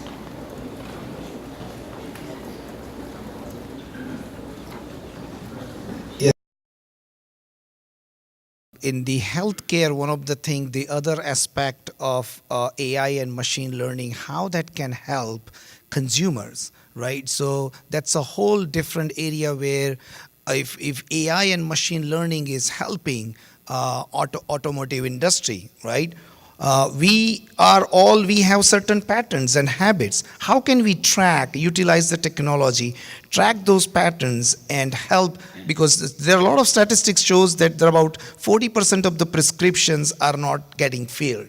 Right, so that's one of the huge challenge. So as a society, if we can help ourselves by helping track our patterns, our patterns of taking the medicine, our patterns of travel, and based on that remind the patient and help them take the medicine on time. So these are the very basic things, but through AI, machine learning, and analytics, basically we are going to bring in a lot more efficiency, a lot more intelligence, and some automation. It's not going to replace the human touch, but this is going to enhance our user experience or our patient experience. That's the kind of bottom line through technology. That's what we're going to leverage in next coming years. Thank you. So I'll go back to that same example of Alzheimer's disease because we've talked about it a couple of times. One way of thinking about personalized healthcare is assume that think of a scenario where you have somebody who's kind of your benevolent caretaker who is there noticing your life as you go through it, the way you speak, the way you move, and everything. And they can catch when you're beginning to deteriorate or when you're beginning to need medical help. So a thing like this early detection of Alzheimer's can be implemented in your Alexa or your Google Duplex or one of those devices. So this device is pretty much sitting in your room, just watching how you normally interact with it. And then it can start to sense that there's things that probably need medical attention. And then it can do that call for you. So if you had a designated person that you would want to be called under situations like, let's say, PTSD or something, when something's going to go bad, you have a trusted person that you want called for help. This thing can actually do it for you. Or it can send a message to your primary care physician saying, maybe this person needs to be asked to come into the doctor's office for an evaluation, a proper evaluation. So something that's almost there with you in a unobtrusive way, which can evaluate your progress and which can catch risk factors for you. That was in the context of Alzheimer's disease, but you can do this in the context of, say, your metabolic syndromes, like your diabetes, for instance. There's technology now that you can integrate with your thing like a Fitbit, which will tell you that you're moving towards, not just that you walked X number of steps or you did Y cardio or anything like that, but a more sophisticated picture of where you're going for this week's goal towards your health, your eating habits. How much have you eaten in the way that you probably should not have eaten? So things where these kind of things can basically be integrated into devices that are smart devices or IoTs or whatever you want to call them, which can help in planning your own healthcare for yourself.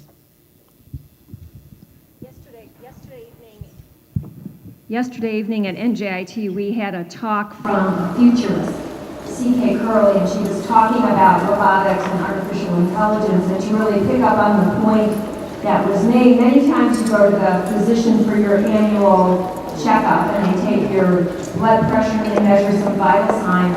They're getting one set of data from that particular time frame when you're sitting in the doctor's office. Wouldn't it be so much better, as you're describing, to have all of that massive data for the entire year, kind of continuous monitoring of what's going on within my body, how am I doing, what do I need to do to make a mid-course correction. And one of the other, you mentioned the topic of being able to have the Alexa listen and be able to detect when something might be happening. We like to listen to TEDx talks, and there's a talk from a researcher in the UK, and just by listening to someone's speech pattern, You're going to be able to make some determination as to when people might potentially be Parkinson's candidates for having Parkinson's disease. So it's very early indicators. Now, one of the things, go ahead. Just to build on that, you all heard about Watson, the one on Jeopardy, and you would think that maybe that was the whole objective, right? But really, IBM was trying to demonstrate what advanced analytics can do, and how with multiple algorithms you can come up with very educated projections of what the right answer to a complex problem might be with natural language inference. But when you went up to their research center after the contest on television, they were trying to then show what were the practical applications of this technology. Medical diagnostics was one of the ones they were trying to heavily promote. And they showed and talked about a process where they were able to look at physicians' notes. We call it the marginality, the things that you write as comments on the side. And from that, deduce the onset of the disease. I think it was myasthenia gravis, 2 years before one could have determined that from a clinical test. You know that in many diseases, early detection is hugely important in terms of late-night intervention. From that example to cancers which often don't present symptoms until you feel a pain and you feel a pain that's so widespread that you cannot hold it through. These are all the kinds of things that aren't just the process of understanding the genetics that I was referring to, but also using advanced analytics technology or expanding what a doctor might be able to deduce from conversation, from observation, and looking on their own experience. These are some of the huge application areas that this technology is opening up. So we saw in the video the CEO of Microsoft talking and showing the example of calling to get a haircut, beauty parlor appointment. But he's also said they're focused on empowering both people and organizations by democratizing access to intelligence to help solve our most pressing challenges.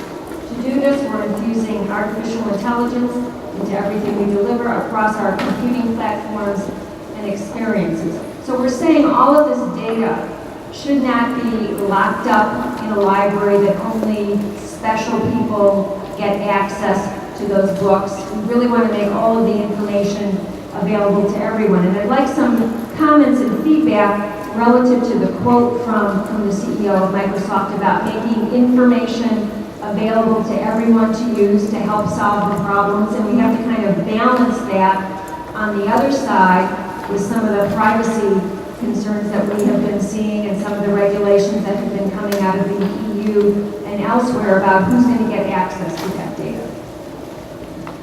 Well, certainly privacy is, I think, a preeminent concern here, and certainly it's been an issue for well before this trend has started for obvious reasons.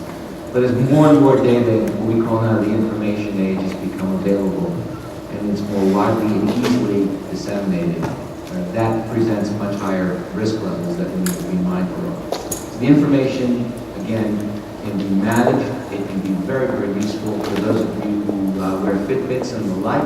It's a great example of using your personal data and being able to draw certain conclusions from that, and perhaps sharing it with your medical professionals as well, who might be using it to monitor your conditions, for example, in your health. But at the same time, I think a balance needs to be struck, and certainly we, from the life sciences community, are very sensitive to these concerns and do what we can to manage the information and ensure that the information is preserved in a confidential way and utilized as appropriate on a patient-centric basis, because ultimately, of course, the patient is at the center of our universe, so we are very attentive to those concerns. Judith mentioned before that we like TEDx and TED Talks, and I've given a few. One I called Information is the New Electricity. And it was for a different application, but it applies here as well. We are at the front end of an era that information will be as transformational as the creation of a electric power utility that Edison did not too far from here in the late 1800s was in that era. Because if you look back at what that created, forget about the light bulb, that wasn't a real contribution. Home appliances, ice boxes went to refrigerators, Hand irons that you put in the fire became electric irons. Escalators that you could only have where you would have a central steam plant. Now escalators and elevators could go and enable high rises. Horse-drawn trolleys became electric cars. On and on, almost every product you can imagine. The guard on the corner, pulling manual stop-and-go signs became electric streetlights. Everything you can imagine is transformed. And now we're in an era where information has that same capability to be embedded in devices as a way of creating services in conventional products that are mind-boggling. You're only seeing that when we talk about smart thermostats, the Nest and things like that are just the beginning. What as Dean said, and as Judith said, we have to manage protection of that information, just as we have to insulate the wires in our electric power grid or in short circuits. Right now, we don't have an electronic medical record system. You don't have, I doubt, an electronic medical record. Your doctors have your information. And you have more than one doctor. If you're real healthy, maybe you have a general practitioner and maybe a dentist, but even those are different records. If you get more complex, you've got records that are spread across the cardiologist and an endocrinologist, and maybe an oncologist and a hematologist, and on and on and on, all the allergists. They all have their own view of you, and nobody puts those pieces together because we don't have centralized records. And so we can't mine the information that you have until we're able to put those together in a seamless whole. It's a problem our institute is trying to address by at least creating a safe lockbox so that when information is required about you, whether it's in the ER or a visit, routine visit or an emergency visit, you give permission to open that lockbox and get all of the information, pointers, if you will, to your physician, maybe all the way back to your pediatrician when you were a kid, to all your specialists, so they can get that integrated with you, because without that integrated with you, you're really no better than what you might report to the physician on a piece of paper that is taken out and going to So that, again, a whole new set of job opportunities for those who may not think of the life sciences or the medical industry as a place to go, or where you can take your cybersecurity skill set and really make a huge difference in the area of need.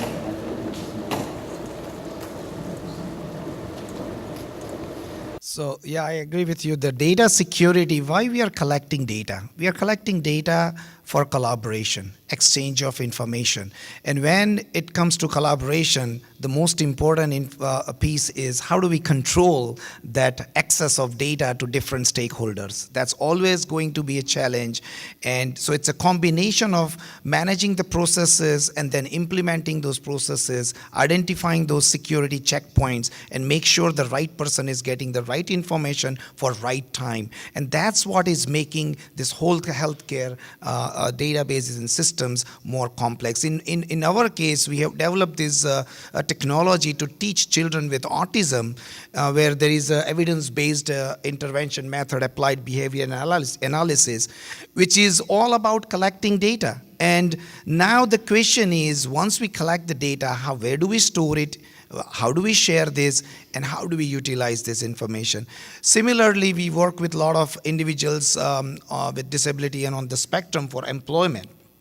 Now, that makes it even worse, because now we are dealing with not only healthcare, we are also dealing with the employment regulations and HR regulations.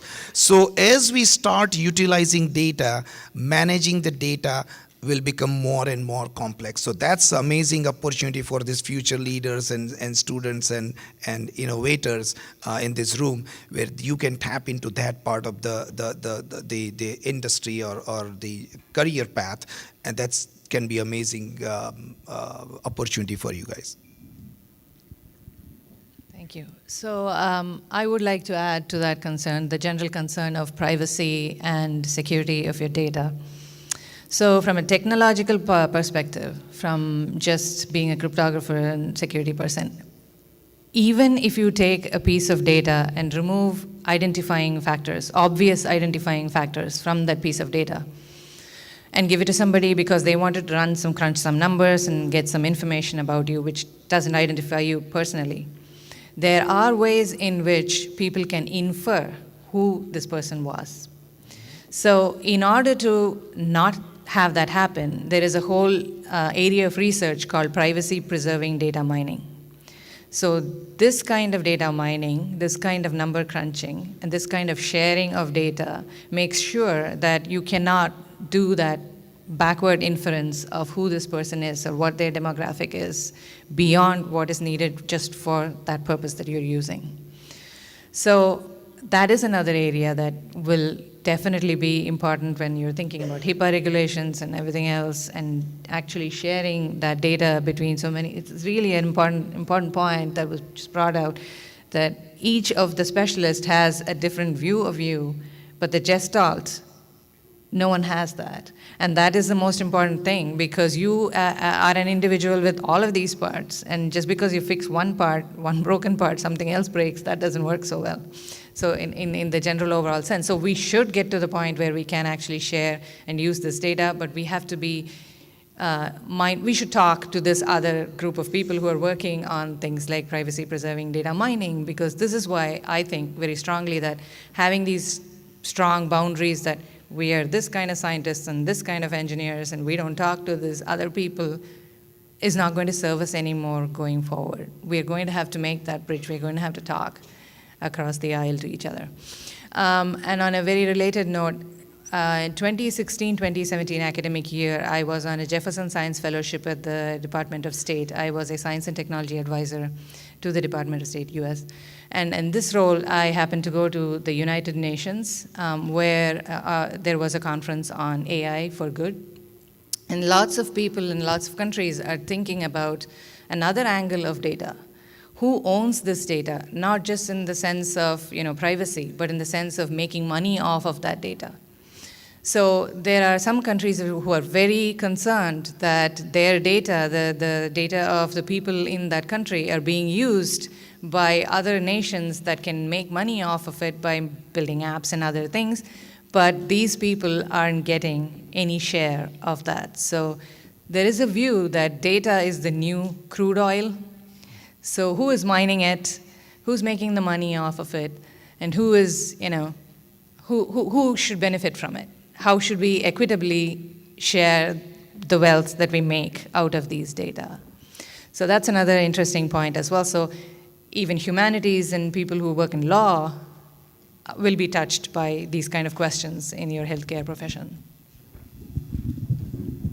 Great, and I know when you think about data, I know having children who are, the millennial generation, they have a different view of perhaps information. They share things very widely. They put things out on Facebook. I know sometimes if I'm looking for even somebody's email address and I call up my 26-year-old and say, hey, can you find such and so an email address for somebody who's at such and so company, like 5 minutes later she says, here, I think this is exactly how you're going to be able to get in touch with this person, even though that company might not have made their information so widely available.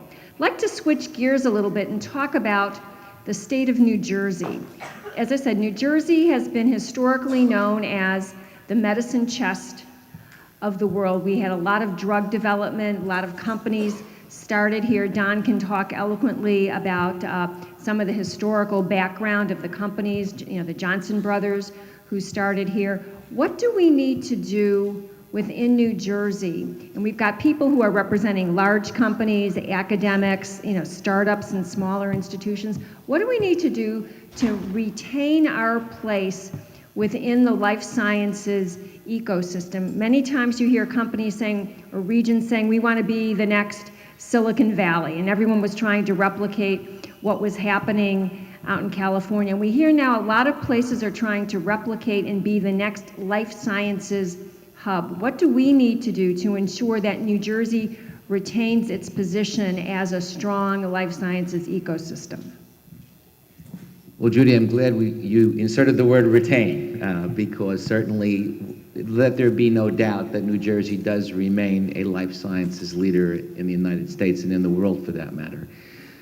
Perhaps to frame this, let me amplify some of the metrics that Commissioner Angelou talked about to kind of put this in context. So he mentioned the fact that of the top 20 research-based biopharmaceutical companies, 13 of them And of the top 20 medical technology companies in the world, 12 of them call New Jersey their global, North American, or US headquarters or have a significant presence here.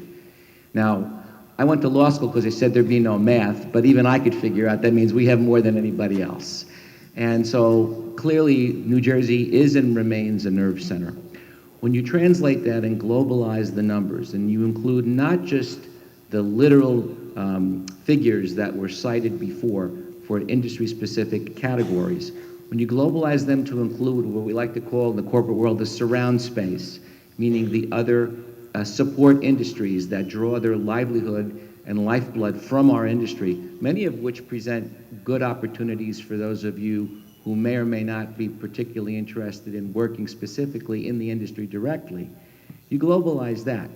That produces nearly $109 billion of total economic input annually between direct and indirect impact. That's about 20% of the state's GDP, and only number 2 behind California. Similarly, you look at the workforce.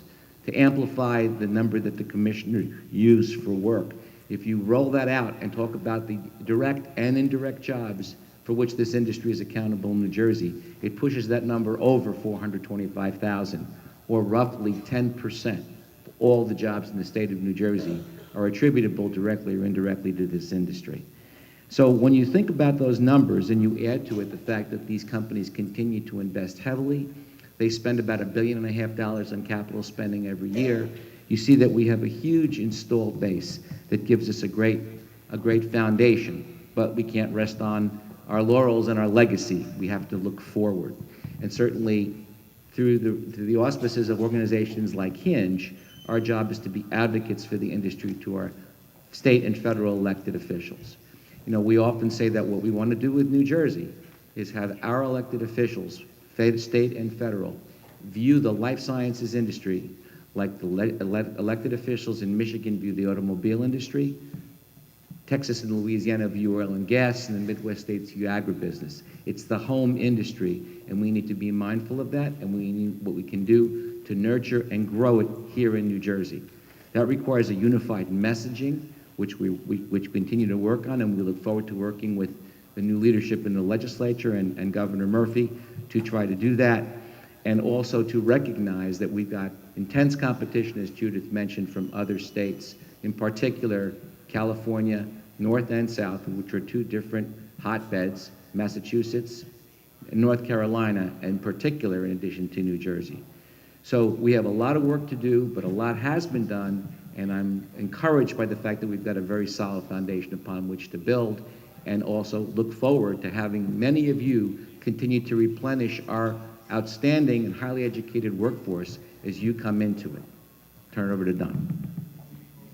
Thank you, Dean. Judith mentioned the history of the pharmaceutical industry here in New Jersey, and again, you'd have to flip back through the pages of time to see why is it that George Merck came here from Manhattan, why did Squibb come over from Brooklyn, why did J&J grow here, and in that era, we had all the right jet fuel to grow a company. We were close enough to the sources of capital in Manhattan. We were on the transportation corridors, not just to move things throughout the United States, but on the waterways that could provide for global distribution. And we had green space to grow. George found acres and acres in Rahway, next to what would ultimately become the Esso, then Exxon refinery in Linden. And others had room to build factories. And they had a skilled workforce. Why? Because we already were in the chemical and petrochemical business. It started with the processing of coal tars. So they had a chemical process industry competency here. They had a workforce, transportation, space to grow, and access to capital. And they grew, and they grew, and they grew to the names that persist 100 years later. But there's a concept in economic development that talks about hollowing out. That when companies become very big and establish global operations, over time they may lose their dependency on local assets and think of themselves as global citizens and move pieces around wherever it may be convenient because they don't depend on the region anymore. And into pharma, to some extent, it's happened and we've let it happen because we've let the manufacturing components slip away over the years. And we have seen that R&D then starts to chase things other than corporate headquarters. And so the question is, will corporate headquarters disappear as well? Well, it could if we don't recognize that we are able, perhaps, to take advantage of big changes that are happening in the industry. We talked about the technology-based change. Part of it is a different approach to corporate innovation that nobody else has yet quite figured out. That corporate R&D, well, I'll go back. If we go back 15 years ago, Ray Gilmartin was the CEO of Merck. And we had a private conversation with him at the university, arranged by Hinge, in fact. And he said, recognizing at this time pharma was vertically integrated, it did everything from the basic research and development to produce the drugs, to distribute them and send them out, and all the ads and everything.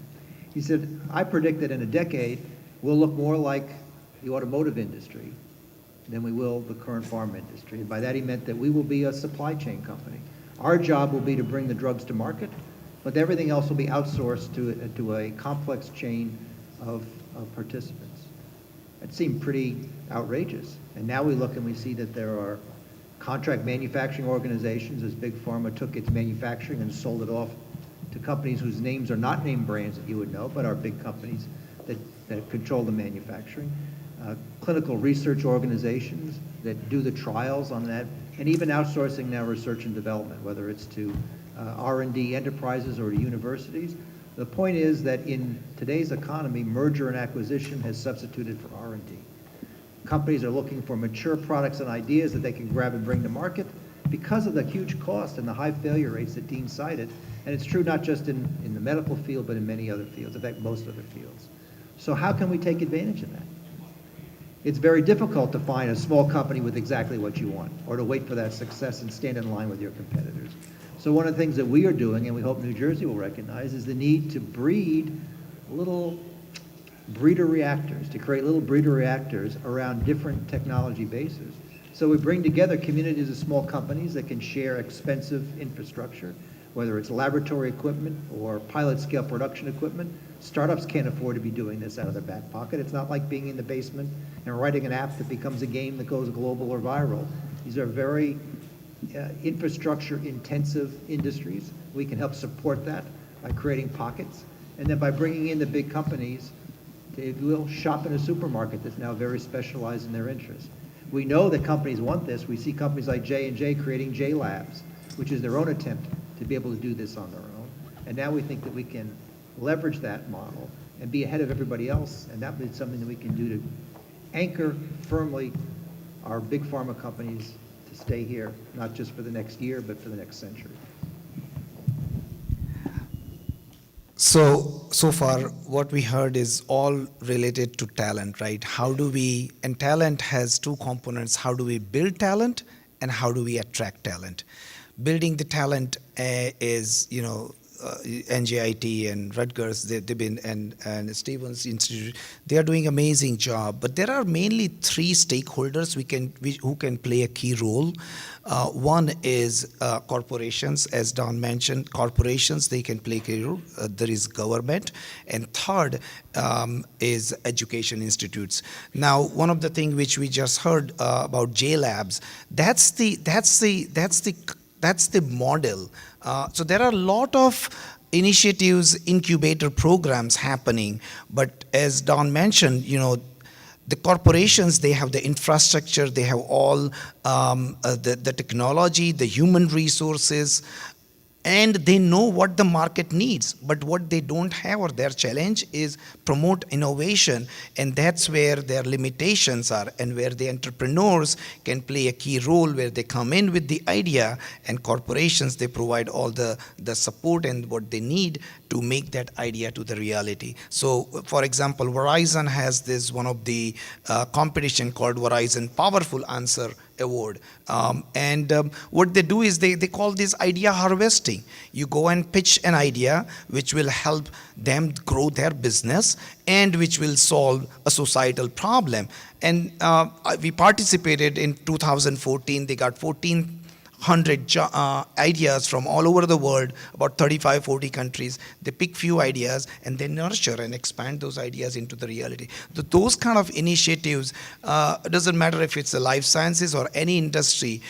And then second thing is the culture.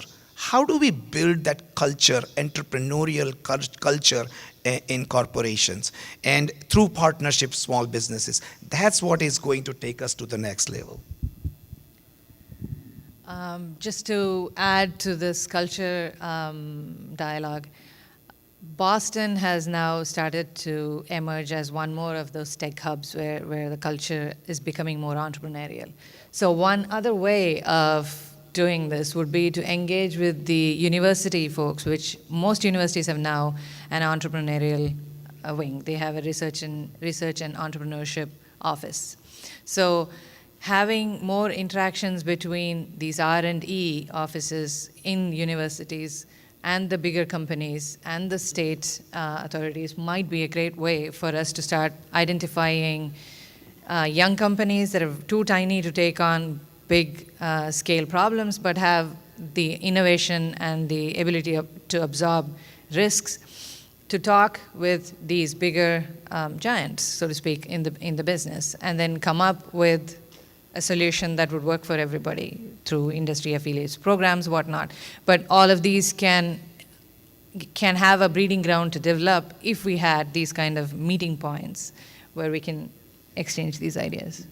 Great, and to really build on that last comment, just recently at the Bio Conference in Boston, the state of New Jersey announced a new database called Research with New Jersey that is really pulling information from all of the higher ed institutions and others so that companies who are looking to come to New Jersey will be able to find information about the resources. Before we open it up for questions, and I know we're getting short on the official part of this time, I'm like to ask each panelist to, in sort of like quick lightning round, what's one piece of advice that you'd like to give to the students who are here participating in this conference? Okay, to be very brief about it, I think you've already heard it, that when we look at the life sciences, it embraces a far broader array of opportunities than may first appear to meet the eye.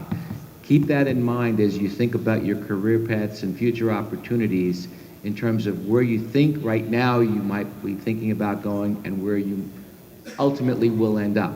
There are a myriad of opportunities, and to harken back to one thing I said before about that surround space, be broad in your thinking. Look outside just the direct industry as well.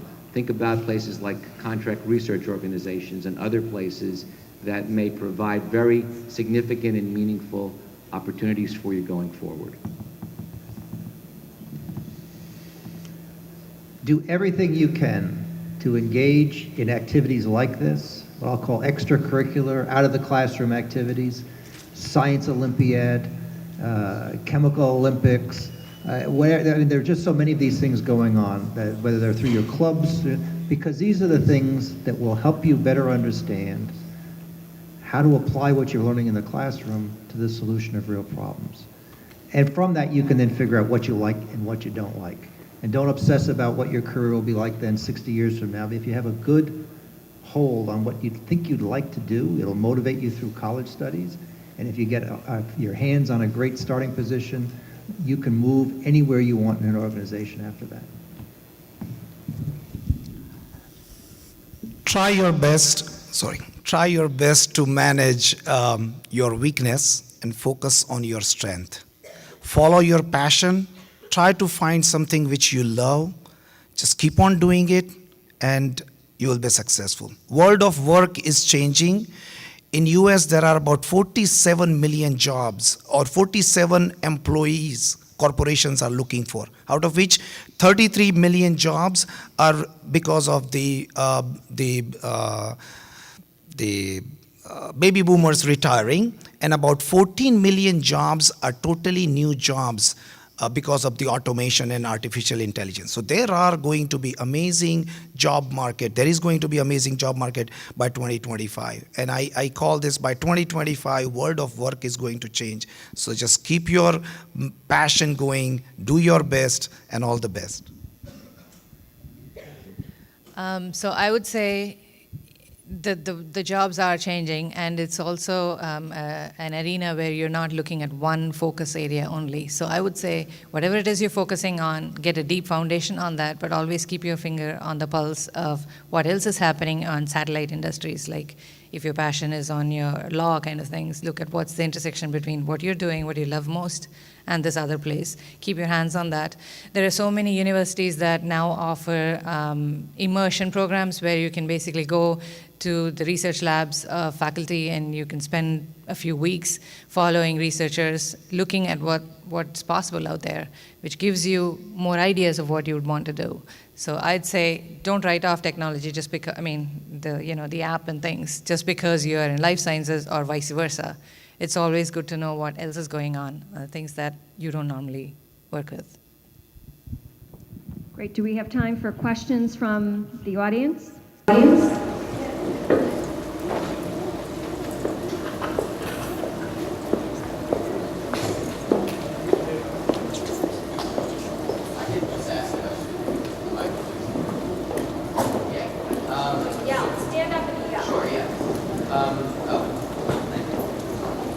So, artificial intelligence ethics were briefly touched on when we talked about privacy, but ultimately privacy comes down to human policy.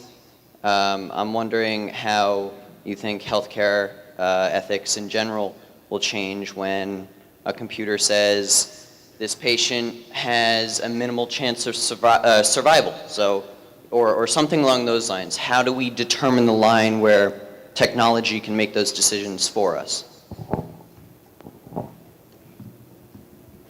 So we have to remember that the human is almost always in the loop. So the technology helps identify hypotheses that the human might not think of. Even a bunch of specialists sitting together might not be able to come to that conclusion because just of the volume of data that's out there. So you can think of AI as enabling generation of hypotheses. What if this other thing is actually happening with this patient? That's where the power of AI lies at this point. So the ethics, I don't see us going to the point where, the computer says this, so I'm going to do this to you, is probably not on the horizon at this point. If you watched Watson on Jeopardy, when it arrived at an answer, you actually saw three answers. The top three with a probability score. So it never said 100% this is the answer. It said based on what I'm hearing, I think these are the most probable, and then they programmed it to place its bet if it was, I think, over 80%. So in the same scenario, I don't see anyone accepting a situation where the computer says, I'm sorry, you're terminal, you're pulling the plug. I think it will give the doctor more information about what are the possibilities and what are the possible outcomes, and it still relies on human judgment to pick an option. So AI will have one more component, right? AI is all about, giving artificial intelligence to whatever you do. But will be always one module so AI will help us to build that artificial intelligence to manage the security effectively, because that itself is going to, but it will be constantly ongoing. So there will be some learnings and we will have to go in and enhance that algorithm. But AI will help us to manage the security better also. And bear in mind that no matter how much information you can load into a computer, it simply doesn't have the human experiential component. The perspective, the experience, the judgment, to Don's point, these are all of the elements where we have to keep in mind, these should always be viewed as tools. Earlier when we were going through this, for those of you in the audience, either you've seen or heard of the famous movie 2001: A Space Odyssey, and HAL. And remember what happened when HAL took over? Because it was literally so far ahead of its time, but it was artificial intelligence run wild. And so I think that we need to be mindful as humans of that, and that these are all tools that can be used to enhance what we do. Double back to something I said at the top of my remarks. The degree of information that's out there now is so great, the complexity, the interrelationship of different disciplines. These are tools that we need to help us manage that data, not control it, but to manage it and utilize it to its best ends. Other questions? Yes.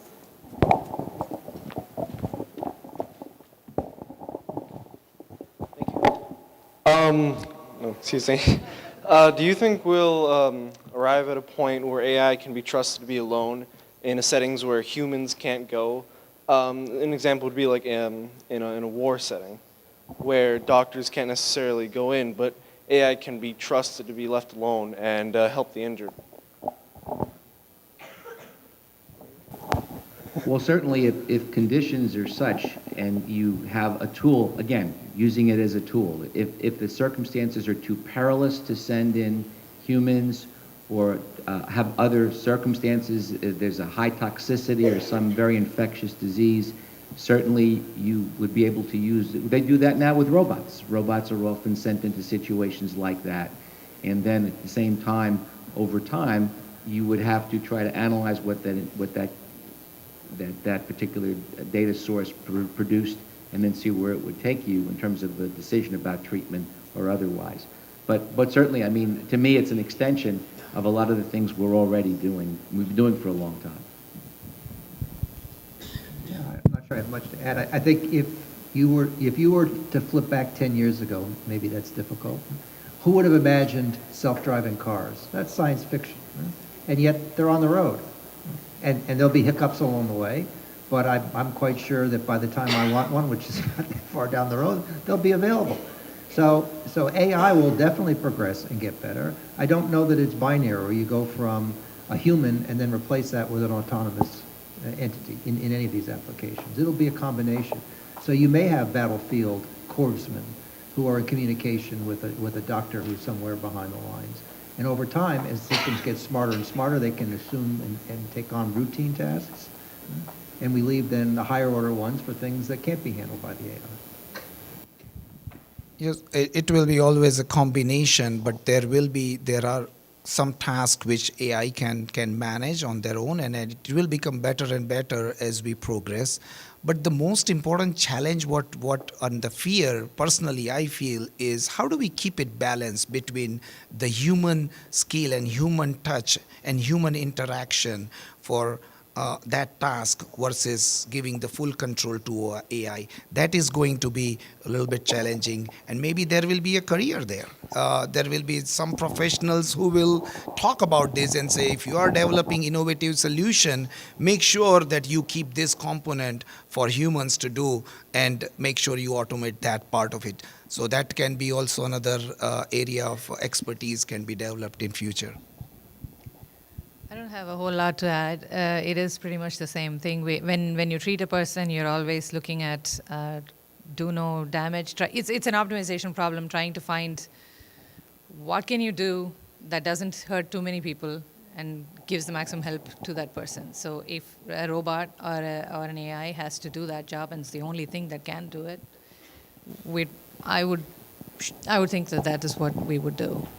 So I'd like to give an example. There was in 1998, there was a physician who was in Antarctic, and during the winter, this particular physician, Jerry Lynn Nielsen, discovered breast cancer. And this was at a point in time when she was really cut off from the rest of the world. They weren't able to get her evacuated. And using, at that time, telemedicine technology, she was able to, because she was an ER physician, she was able to do a biopsy on herself and start treating herself by really communicating using telemedicine technology. She's written an autobiography, which is a really very fascinating read, which is another take on your question of, if I can't get there, what are some of the other techniques that I'm going to be able to use? And if we think about space travel, again, as in some of the things where we're going to be exploring and going elsewhere, we may not have all of the capabilities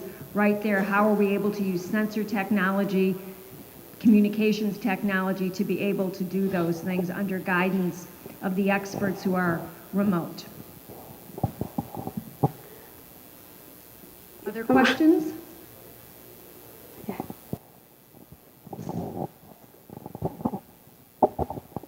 On the topic of AI and AI safety, I know that we were mentioning it before with data safety and stuff, but I was wondering what would happen if an AI made a mistake and there was some sort of breach of privacy. Like, I remember in the beginning we were watching the video and it was talking about Google, how Google was making phone calls for people, and it sounded really realistic. I was wondering what would happen if something like that happened in the medical field and would lead to a breach of privacy. You'd have a lot of lawsuits. Yeah. They start implementing more and more AI, they will make sure that the paper you are signing is covering all those clauses. That's also going to change. As they start implementing this technology with their patients, they will make sure that those waivers are signed, and that's also with experience they will all learn. We'll all learn. Yeah, and then there's some other newer technology which we really don't have time to really explore in this panel in terms of blockchain technology, which is able to really be that trusted element to ensure that the data that you're getting and you're looking at is really the right data. Some of the faculty at NJIT, when I first joined NJIT, were working with data hiding and other kinds of technology to be able to determine when you're getting a piece of information, is this really the information that you expected from the start, or has it been tampered with? As someone who has actually worked with data hiding, I would agree. But then I would also say, as a person who's worked with cryptography and before, security is not perfect. Theoretically, you cannot get perfect security. No matter whether you're adding AI or anything else, that fact still remains. So leaks can happen. And then we'll just have to deal with it the way we've been dealing with it all this time. Just make it better. And blockchains, are a much better way of managing data and information than other things that we've got so far. So that's another positive step in going towards a place where we won't have that kind of leaks. But there is never a guarantee. And in fact, FDA has done a great deal with cybersecurity in the course of the utilization of patient data, which obviously is central to the ability to approve drugs. And so from that perspective, it's just one example. And of course, the challenges are endless. I mean, you've all seen those ads on television about the hundreds of thousands and millions of attempts every day to break into systems and the degree of sophistication it requires. So it's not foolproof, but we certainly commend all the efforts that are out there every single day to try to make the system even better, stronger, and safer.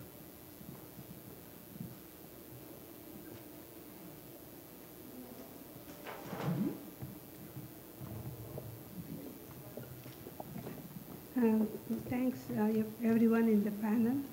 I hope soon they don't follow everybody what they eat and say, hey, you didn't follow the doctor's order, so we cannot reimburse your insurance claim, and you got sick, right?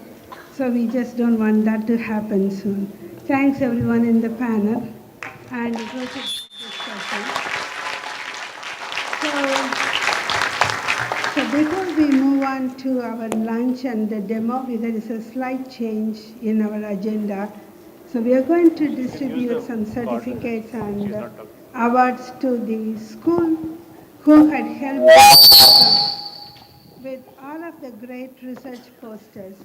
You know, when I started doing my research back in 1992, at that time, when we talked about DNA sequencing, studying about DNA, it was much later in the college level. But now people do all of that research very early on in the high school. When people send me research projects on breast cancer gene, Alzheimer's at a high school level, I was really, really very impressed. I would like all of you to look at the research posters coming from Passaic County, Morris County, Rutgers Preparatory School, as well as from Pingree. And all the participant questions from the high school students here, I'm really very impressed with the talent that is coming in New Jersey. I think the great panel here would also agree with me on that. So with that, I would invite Curry Gartling to the stage to distribute the award to our high school teachers who had coordinated all the panel, the poster displays and the research projects that the students have done, and they had brought in all of the posters here, and many of the research projects were really very impressive. I went through each and every one of the posters here, and I had looked at all of them, and that's all great research work at a very high, at a very early stage at the high school. So I would like to invite the teachers from Morris County School.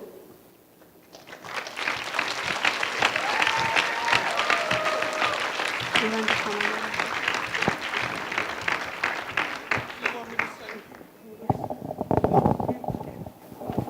Congratulations.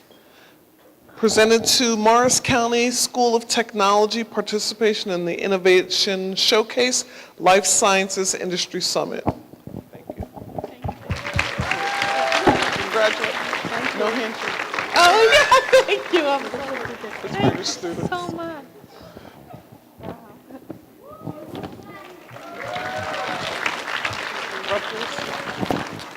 Rutgers Preparatory School. Carol Zobre, Heather Masterpole, Nishita Desai, and Valerie Pierce.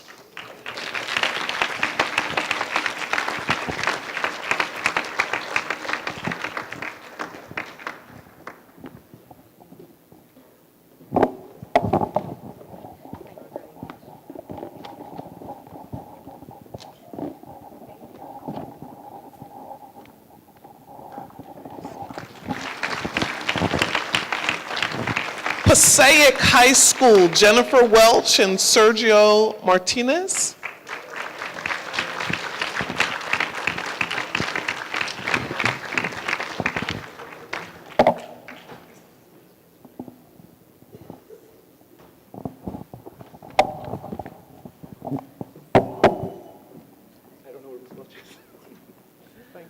You're very welcome. Thank you very much.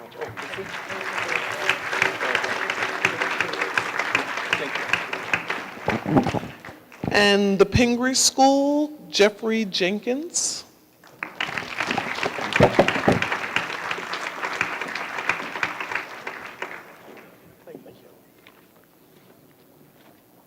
Okay, is that it?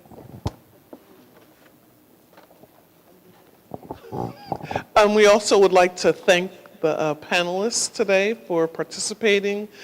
Thank you for sharing your thoughts, and it seems to be the theme that innovation is the key, and it seems from the responses from our students as well as their questions that the life sciences industry here in the state of New Jersey is in very good hands. So thank you.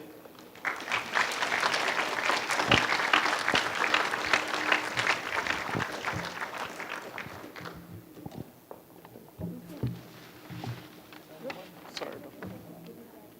Yeah, I guess we'll pass them. There you go.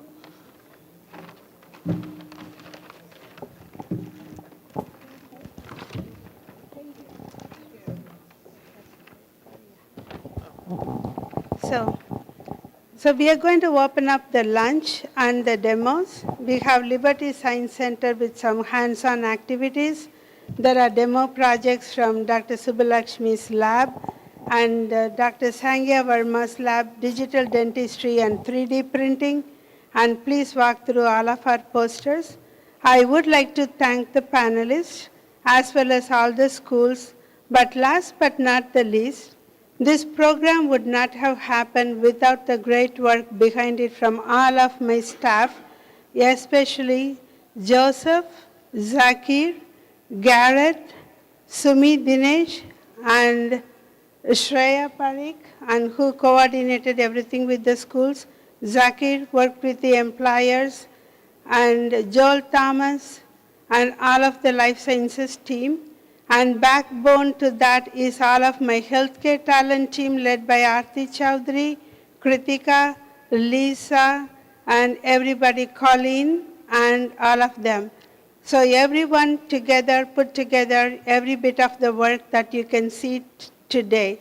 So I don't think I missed anybody's name. I'm actually on a couple of medicines today, so I'm kind of drowsy. So I don't think I had missed anybody's name. So great work, team, and everybody did all of the work together. And I think Ryan Blatt was also helping behind the scene. So thanks to all of you, and please enjoy all the demo projects here today. We try to explain the clinical trials, how a drug research from a basic lab, progresses from that into an R&D in a pharmaceutical to the various aspects of clinical trial and gets the FDA approval. Try to explain the transplant work, as well as we try to explain the career pathways in digital dentistry as well as biofabrication. Please join us for lunch. There are lunch outside, and then after lunch you will get to see different demo projects, ask questions to the students and encourage our students. Thanks again for joining us today. Have a wonderful afternoon. Thank you.